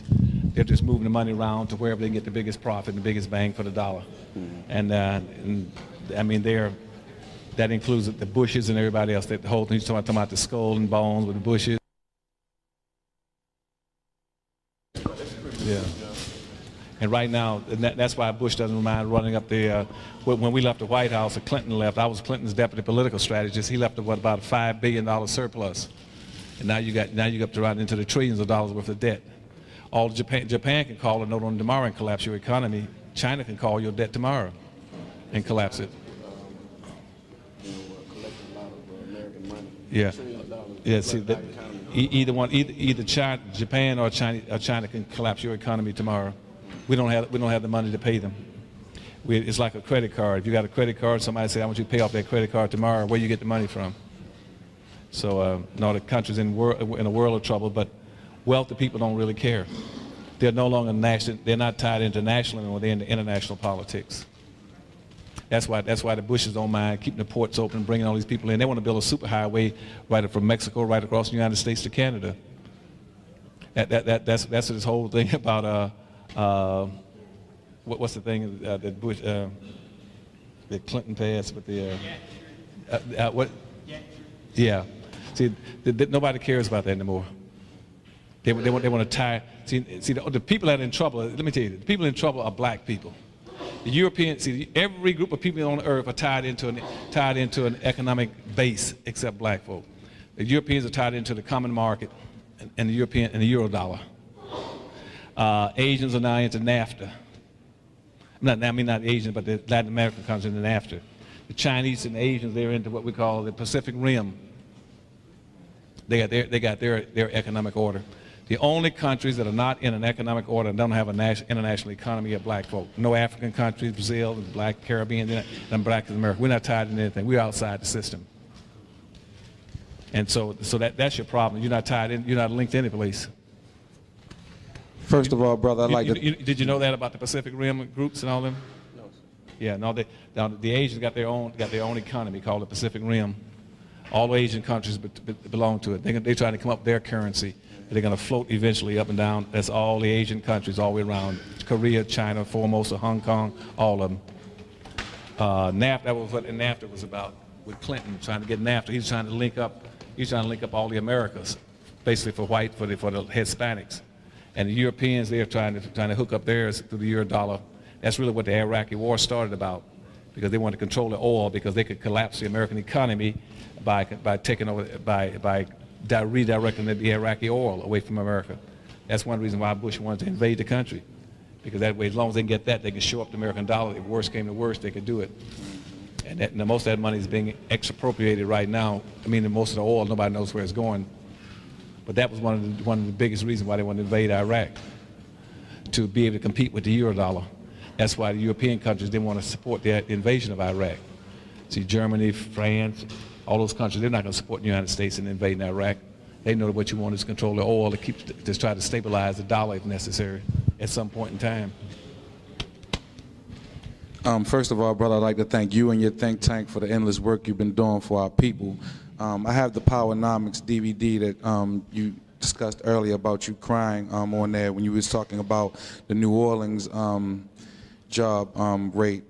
One solution that you gave was man-made ponds to raise seafood, and another one was the George Washington Carver supermarket. Those were brilliant ideas. Since Katrina, I don't think the man-made ponds, we would be able to do that there in Louisiana, although I still think that idea is good. Do we need to find another place where we can harvest seafood? Man-made ponds. Well, that was about 95, I believe. Mm-hmm. Now, we first started messing around with trying to create our own pond production for seafood back in about 69 and 1970. And in 1970, we introduced catfish farming into Arkansas, Kansas, Louisiana, and Mississippi.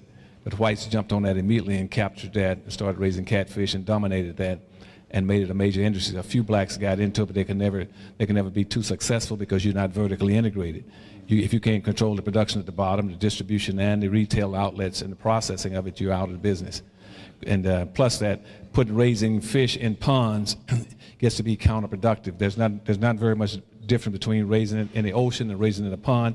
You still got the same environmental pollution problems. You still got runoff from rain into the pond. You still got animals going there. You still got birds flying over, poo-pooing into it. You still got contamination even in the pond. But worse than that, even if you're raising fish in an outside pond, you don't know how many fish you got in that pond. You don't know how many you put in there and how many's been eaten and how many of them ate themselves up. So then you don't know what the size are, when you can pull them out. So outside pond raising is counterproductive. What I went into was called fish factories, not raising. I did not fish farming. I went into fish factories. We do have our fish factories up. I raise all my fish inside buildings in clean water, gourmet fish. And what people don't understand is that seafood is going to disappear off the face of the earth also in about 20 or 25 years. For a number of reasons. One is overfishing, overregulation, but also overconsumption.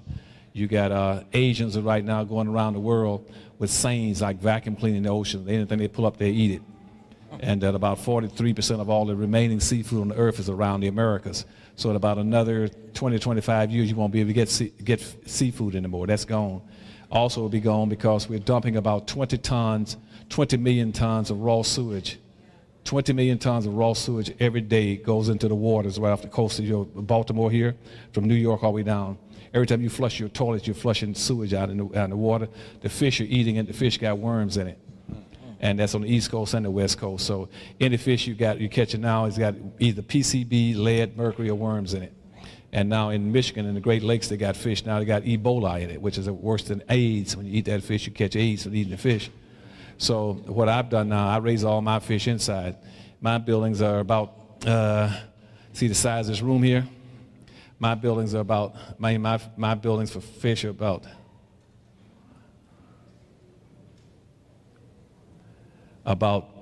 50 or 100 times bigger than this room. And I have somewhere, I keep about 280,000 square feet of floor space. And where in my facility we raise somewhere around 6 to 8 million pounds a year of clean fish and clean water. And by the end of this year, we'll be listed on the stock exchange. You all go buy the stock, and you buy the stock, and it's called Waterland Fisheries. And you buy that. That's black owned. You buy it, and we're also going to set up restaurants all over the country where you can buy. Just like McDonald's and Burger King, y'all can buy the franchises. We give you all the seafood, the shrimp, the lobster, the clams, the oysters, and everything. It's just like McDonald's, okay? Thanks a lot, man. And I appreciate you being solution-oriented and not just coming to, just lecture. Well, appreciate that. I'm gonna look. Thanks for this now, okay? No, you're gonna enjoy that. Okay. We don't have long, so. Yeah. One question I'd like to ask. What are you basing your cycle of time when things are closing down? What are you basing your cycle of time of doomsday, which it is, but I'm saying. Okay. Let me take a shot at it. What we do, we try to compile research coming in from a lot of sources, and now, like you would ask us why, for instance, I indicate about 50% of the people dying. For instance, in Africa right now, the information supplied us that we're losing about 287,000 to 290,000 blacks are dying every month. Not every week, every year, but 287,000 blacks die every month in Africa. Did you know that? Not that specific number, Yeah, no. and what they're dying from, and the worst conditions haven't hit yet, what they're dying from is a lack of medicine, food, and water. Right. And we expect major droughts. And what they're predicting now is that they calculate it based on just using Africa alone, that we got major droughts in Africa. That's why you see all these hurricanes coming off of African coast coming over. That's because of the hot air, heat coming up and rising off the sand and those jungles, all that. They've stripped away too many trees and forests. The people don't have any food to eat. They're starving to death. They have all kind of bacteria infections. They got flesh-eating diseases. They don't have any medicine, no food, and most of them in migration, trying to migrate to other countries, and it's going to worsen. And so most of the institutions are giving us all kind of data, but all of them come up with pretty much the same thing. The death dates look like it's going to be about 2015. Well, the reason why I asked you that question because it's so similar to the celestial shifting of the heavens, and that does play a factor in people's psyche, whether they know it or not. And yeah, well, you know, one thing, I don't know if this is late, but there for a while there were some religious groups that also picked year 213. They were predicting Armageddon on 213 to 215. I don't know if that's any connections to that either. well, when you look at history, when we lost, black had lost our heritage, it was dealing with a certain celestial time in the hemisphere, and it seems like it's going back again because the ice age is about upon us again. Yeah. Well, also the what's the group called, the Jehovah's Witnesses? They were saying, Jehovah's Witnesses were saying 50 or 60 years ago in conclusion that they were predicting that it would be 2013 also. I just thought about it because what they were saying is that the beginning of World War I. So that was when Satan was supposed to have been kicked out of heaven and woe you to the earth. It comes down here to earth, woe you to the earth, and they say, you know, and that they were predicting that 100 years from that date would be the Armageddon date. And they say that started in 1913. So I don't really know, but celestial and religious groups and all these other groups are predicting pretty much the same time period though. It's the last question of the night. We gotta get out of here. Yeah, I want to thank you again. This is very refreshing. I'm a black-owned biomedical and information technology company and tapping into a $1.3 trillion industry in the United States and a $3.3 trillion in the world. I should be talking to you then. But I see myself a loner in this field a lot of times. What kind of strategic plan do you see for African Americans to get into these fields and also other lucrative fields such as green fuel or alternative fuel and mass manufacturing of our own products? I think it's a fantastic opportunity. But I wish that black folk had not lost all the land we lost. See, back in the 1920s, we had about 20 million acres of land. If we still had those 20 million acres of land, I would love to have seen you use that. And like, for instance, doing what? When I was with President Carter, we came up with this thing called gasohol. You've heard of that, right? Well, that started in response to the 1974 the gas shortages in 1974, and in the White House we had to try to deal with the windfall profits taxes that all these major oil companies were ripping off the country with the increased oil prices, where oil prices jumped all the way up to about $1.15 at that time.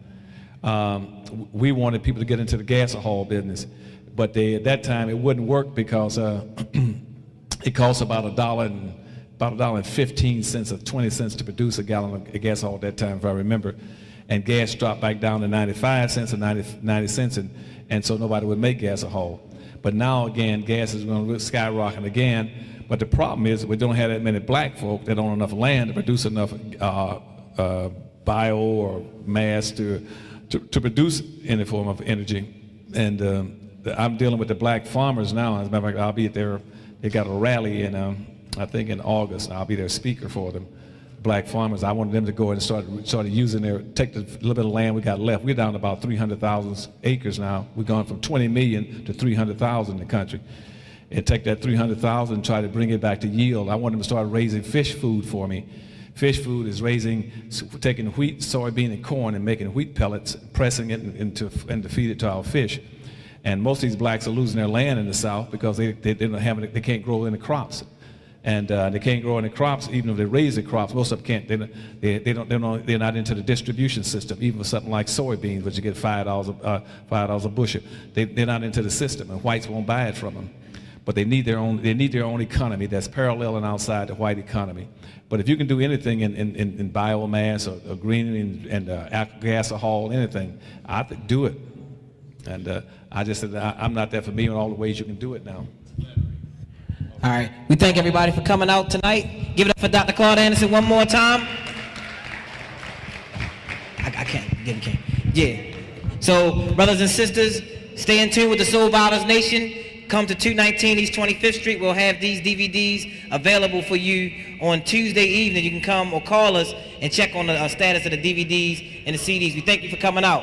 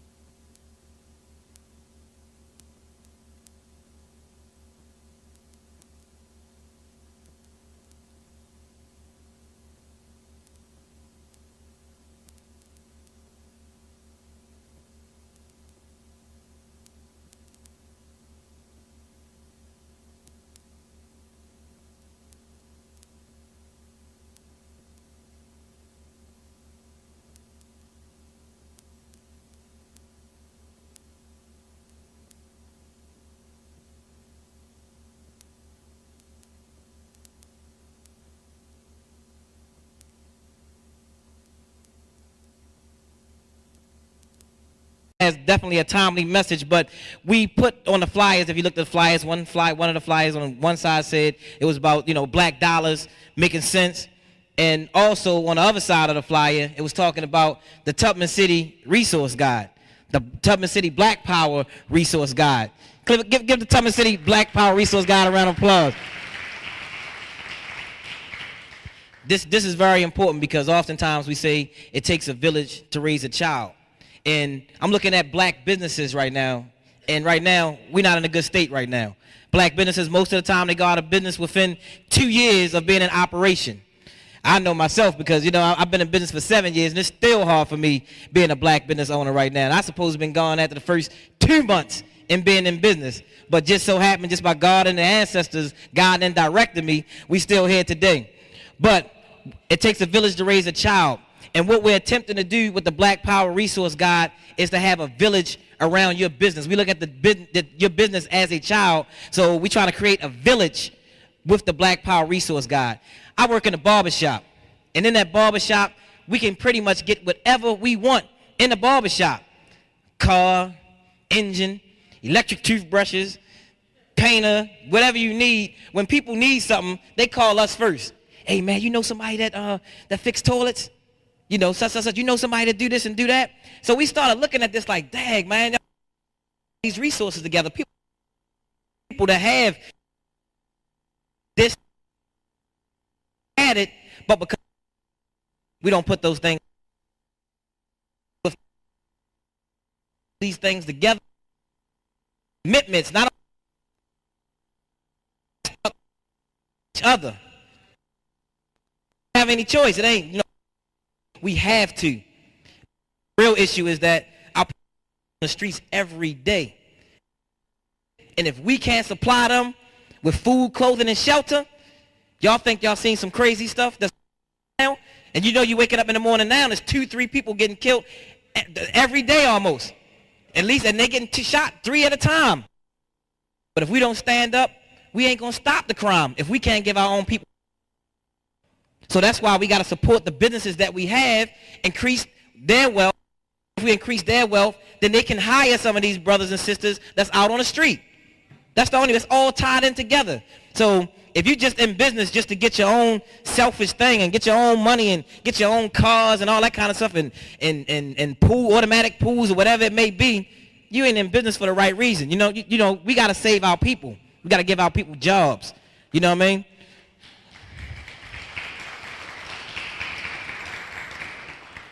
So what we're going to do, we have some couple dynamic speakers that we have here before Claude Anderson. Some brothers that's been inspiring to me, you know, to Soul Vivers Nation. We're going to get ready to bring up here this brother, very humble brother, but I always tell him that he's one of my mentors. And this is one of the only brothers, and, you know, I can get hot-headed sometimes. And this is one of the only brothers that I'm very humble when I'm around.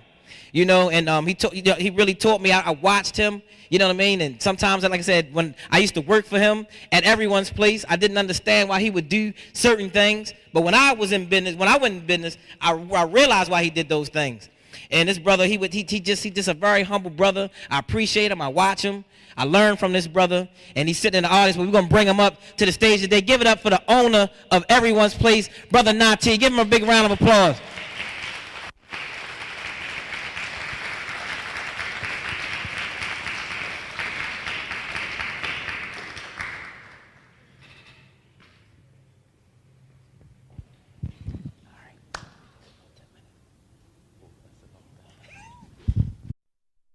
And repeat after me. I pledge allegiance to my people, the African race, the original man and woman of the earth, and the founders of civilization. I pledge to continue the struggle, which will help to bring my beloved brothers and sisters to total freedom. I pledge to study and discipline myself mentally, physically, and spiritually, so that I may grow into a soldier for justice. Because my people need strong and intelligent warriors. I pledge to live my life standing tall for a person on his or her knees is not respected. And if I am challenged, I must say that I will not surrender my position nor my dignity, but instead we shall endure until the final victory is won. Ashe. may all be seated.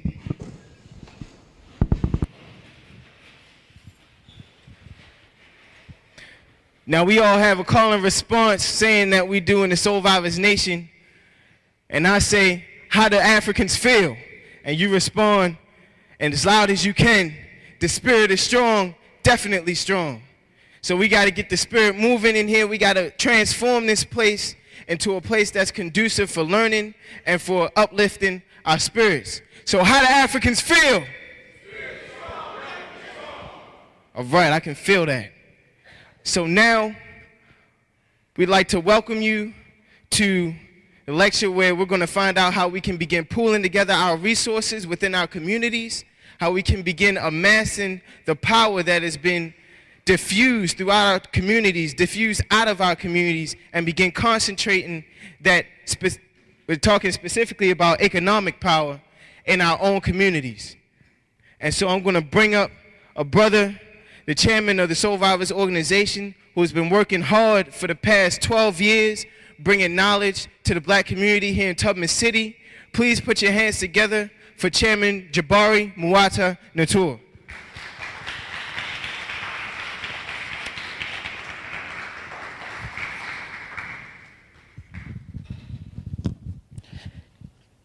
Come before you with the mind state of liberation, coming from a long legacy of battle stars and freedom fighters.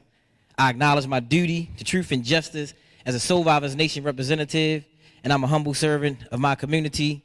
Elders may have permission to speak. All right, I'm start like I always do by recognizing, but she's not here right now, but she will be, believe me, soon. My mother, who is Mama Mayat, I always start off all programs by giving praises and props to her. If you can give her a round of applause, Mama Mayat.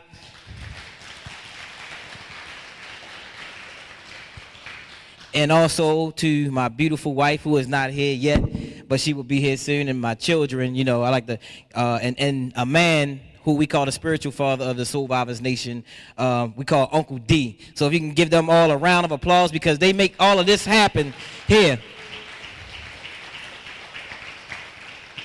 Like I said, I start off like that because if it wasn't for them nurturing me, you know, and nurturing the organization and giving us the strength to do the things that we do, we wouldn't be here today. So I always start off by honoring and respecting those people. How y'all feel? How the Africans feel? All right, y'all ready to see Claude Anderson today?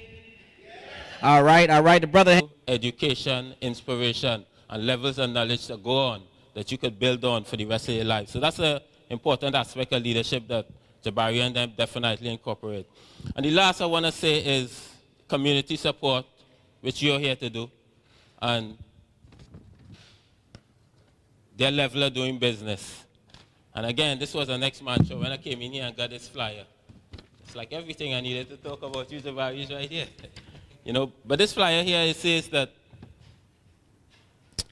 in Baltimore, there are 5.7 billion African people, which is about 65% of the population. And we work, that's what they say. I lost it. We work for, no, what am I saying? All right, 415,725 black people, which is 65% of the population. We work for $5.7 billion. And Caucasians work for $5.3 billion. Now, that must not be talking about business owners and investments. That have to just be talking about salaries. These white folks not reporting their salaries. Take my word for it. They're not. And the reason why I say that is because when you go lower down, you see that we pay $1.1 billion in federal income taxes, $710 million to state income taxes, and you go on. Them white folks ain't paying that kind of stuff. They ain't reporting. Take my word for it. They're not. And then, when I go to the last page, whoa. It said that we spend 99% of our money with somebody else. That's some kind of indictment. But, you know, thanks that we still have people like, you know, Jabari working hard on our behalf, you know, with his Black Power resource guide, you know, to make sure that black business get counted and black business stay alive more than 2 months. So I want to say asante sana to you Asante Sana for Survivors Nation for giving me a chance to address you this evening. And, definitely support Survivors Nation and Reality Speaks in, every way that you could. Ashe.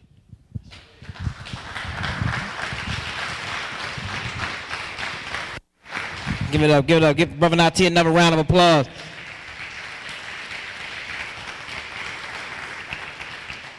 And like he said, two of the most successful businesses that I do know with Everyone's Place and even with Brother Ray Haysbert, that what happens is the Black Power Resource Guide will be reprinted by the end of July. So all those businesses that's here now that want to get in the Black Power Resource Guide, you will get in there, you will come out by the end of July. So we didn't get a chance to get those ads in on time to get it in the way that we needed to for all the artwork and all those different things. But you know that they're big supporters of the Survivors Nation, and we appreciate that. So the next brother that I'm going to, and if you're interested in the Black Power Resource Guide, there's a sign-up sheet. If you leave out when we go to break or intermission or whatever like that, there's a sign-up sheet. Please sign the sign-up sheet so we can get right in touch with you, because we got to get this done as soon as possible. I know a lot of us black folks, we like to stretch things out down to the last day that we possibly can, which is hard for us financially and actually getting the artwork and doing some of the things that we need to do. I just wanted to say also, not only are we building this community, this business community, and just want you to support black businesses, there must be a body that's formed when we form these businesses, that if black folks are doing bad business, then there has to be a collective that's actually going to pull them up in general, because there's a lot of times you get somebody to come and do your work and you're trying to support black businesses a lot of time, and they may not come back to finish your work, this, that, or the other. We must develop in our community a process, not just giving up on black folks, because what most black people do is say, man, I hired somebody to do my roof and he was... How everybody feel? Yeah, greetings. I didn't recognize a word Jabari was talking about until he said everyone's place. And then I figured, yeah, that must be me, But I was on my way over here this evening, and I met a brother who was on his way over here too. And he said, Nati, I've seen a lot of organizations and businesses, just like Jabari said, came up and closed down in a year or two. So why is Jabari surviving? Why is Survivors Nation surviving? Why is Reality Speak surviving? That's not what I intended to talk about at all. I intended to talk about something totally different. But when he asked me that, I took that as my mantra. And then I came here and Jabari started talking about the Reality Speaks on Survivors Nation doing this for 12 years when they were only supposed to do it for 3 months. So that's definitely my mantra. So I'm going to put aside all that I had gotten together to talk about, Survivors Nation tonight. And I'm going to talk about why Survivors Nation is still here. And I thought about 9 things. And the first thing is leadership. Leadership is a critically important thing. Sometimes we look at an organization and it might look like it's a lot of individual leadership, but no leadership is individual. So we have to look at the collective leadership that Jabari and Survivors Nation have around them and the effect of collective leadership. I was talking with Sam Greenlee just last week because I wanted to ask him about certain things in the movie that he put together in the 60s called Spook Who Sat by the Door. And in it, he has a part in it where he said that if anybody take the leadership out, everybody should be able to move up at least 3 ranks and to be able to run that organization. And I hope that's what it is in Survivors Nation. You can look at it and you can see it. So that's critically important. And why I'm saying this at the same time is because, when Jabari encouraged you to open business or to start your own organization, all those elements that make an organization or a business successful, these are the elements. And these are the elements I'm seeing in Reality Speaks on Survivors Nation, why I'm putting it out to you. The second thing is to be visionary, to have a vision. And being visionary is almost like a prophet, to be able to see the future. But not just to see the future, to be able to shape what you're doing now. So when that future comes 2 or 3 years ago, what you are doing collides with it so that you're all at the same point at the same time. That's what's called consciousness. To have that vision, you could see, trends. That's what mathematicians do. That's what scientists do. They are able to plot a graph to see the future and to know how to collide with that future and to be in time with it. So as a conscious organization, that's what Jabari and them do. You know, they look to see what's going on because they can pick up the trends that are taking place today, and they can see 3 years ahead of time exactly where things are going to be. So they start plotting the course from now, so that when 3 years come, they will be exactly where they need to be and right in collision with the times. So visionary leadership, that's a second important thing. And the ability to change and to be flexible, that is also crucial in terms of keeping an organization together, in terms of extending the life of an organization. You have to be flexible. You know, some people, you might be in business and you sell books and you see it's raining outside. The best thing to do is go buy some umbrellas and sell, you know. That's what is flexibility in business, and Survivors Nation, they have that flexibility. You know, I've seen Jabari going through the changes, you know, try one thing, and you find that's not working right, and you go to another thing. And that's the flexibility you have to have, you know. You can't be steadfast and say, look, this is what I want to do, and this is the only thing I'm going to do. How you feel? And that's it, you know. So you have to have that flexibility, and that's the flexibility that over the years I've observed with Jabari and them, you know. They have the flexibility to try something, and if it don't work out right, try another thing, you know, and that's great, you know. And the fourth aspect is stick-to-itness, you know. Jabari, Survivors Nation, they've had a lot of challenges over the years, but they've never seen the challenges and the negative aspect of the challenges look like a defeat that must put them down permanently, you know. And we all have challenges, and Jabari and them has used those challenges to, you know, move to a higher level in terms of the consciousness, you know, mentally, spiritually, and physically. The fifth thing is to believe in what you're doing. And in Survivors Nation, you can see the young brothers and sisters, they absolutely believe in what they're doing. And that is critically important, because sometimes if you're not really convinced what you're doing is the right thing, you know, philosophically, you know, spiritually, mentally, you know, with challenges, you might just say, you know, later for this, you know, I don't have time for this right now. But when you believe in something, it don't matter, you know, what challenges come up, you know, you stick to it because you, in your heart, believe in that. The sixth thing, which we all know, is hard work, you know. These are some hard-working brothers and sisters here, you know. And sometimes they even try to work me hard, and I have to tell them, wait, hold up, you know. Not right now. But there's some hard-working brothers and sisters, you know. You might just see an event here. You know, it takes a lot of work to put an event like this on, you know.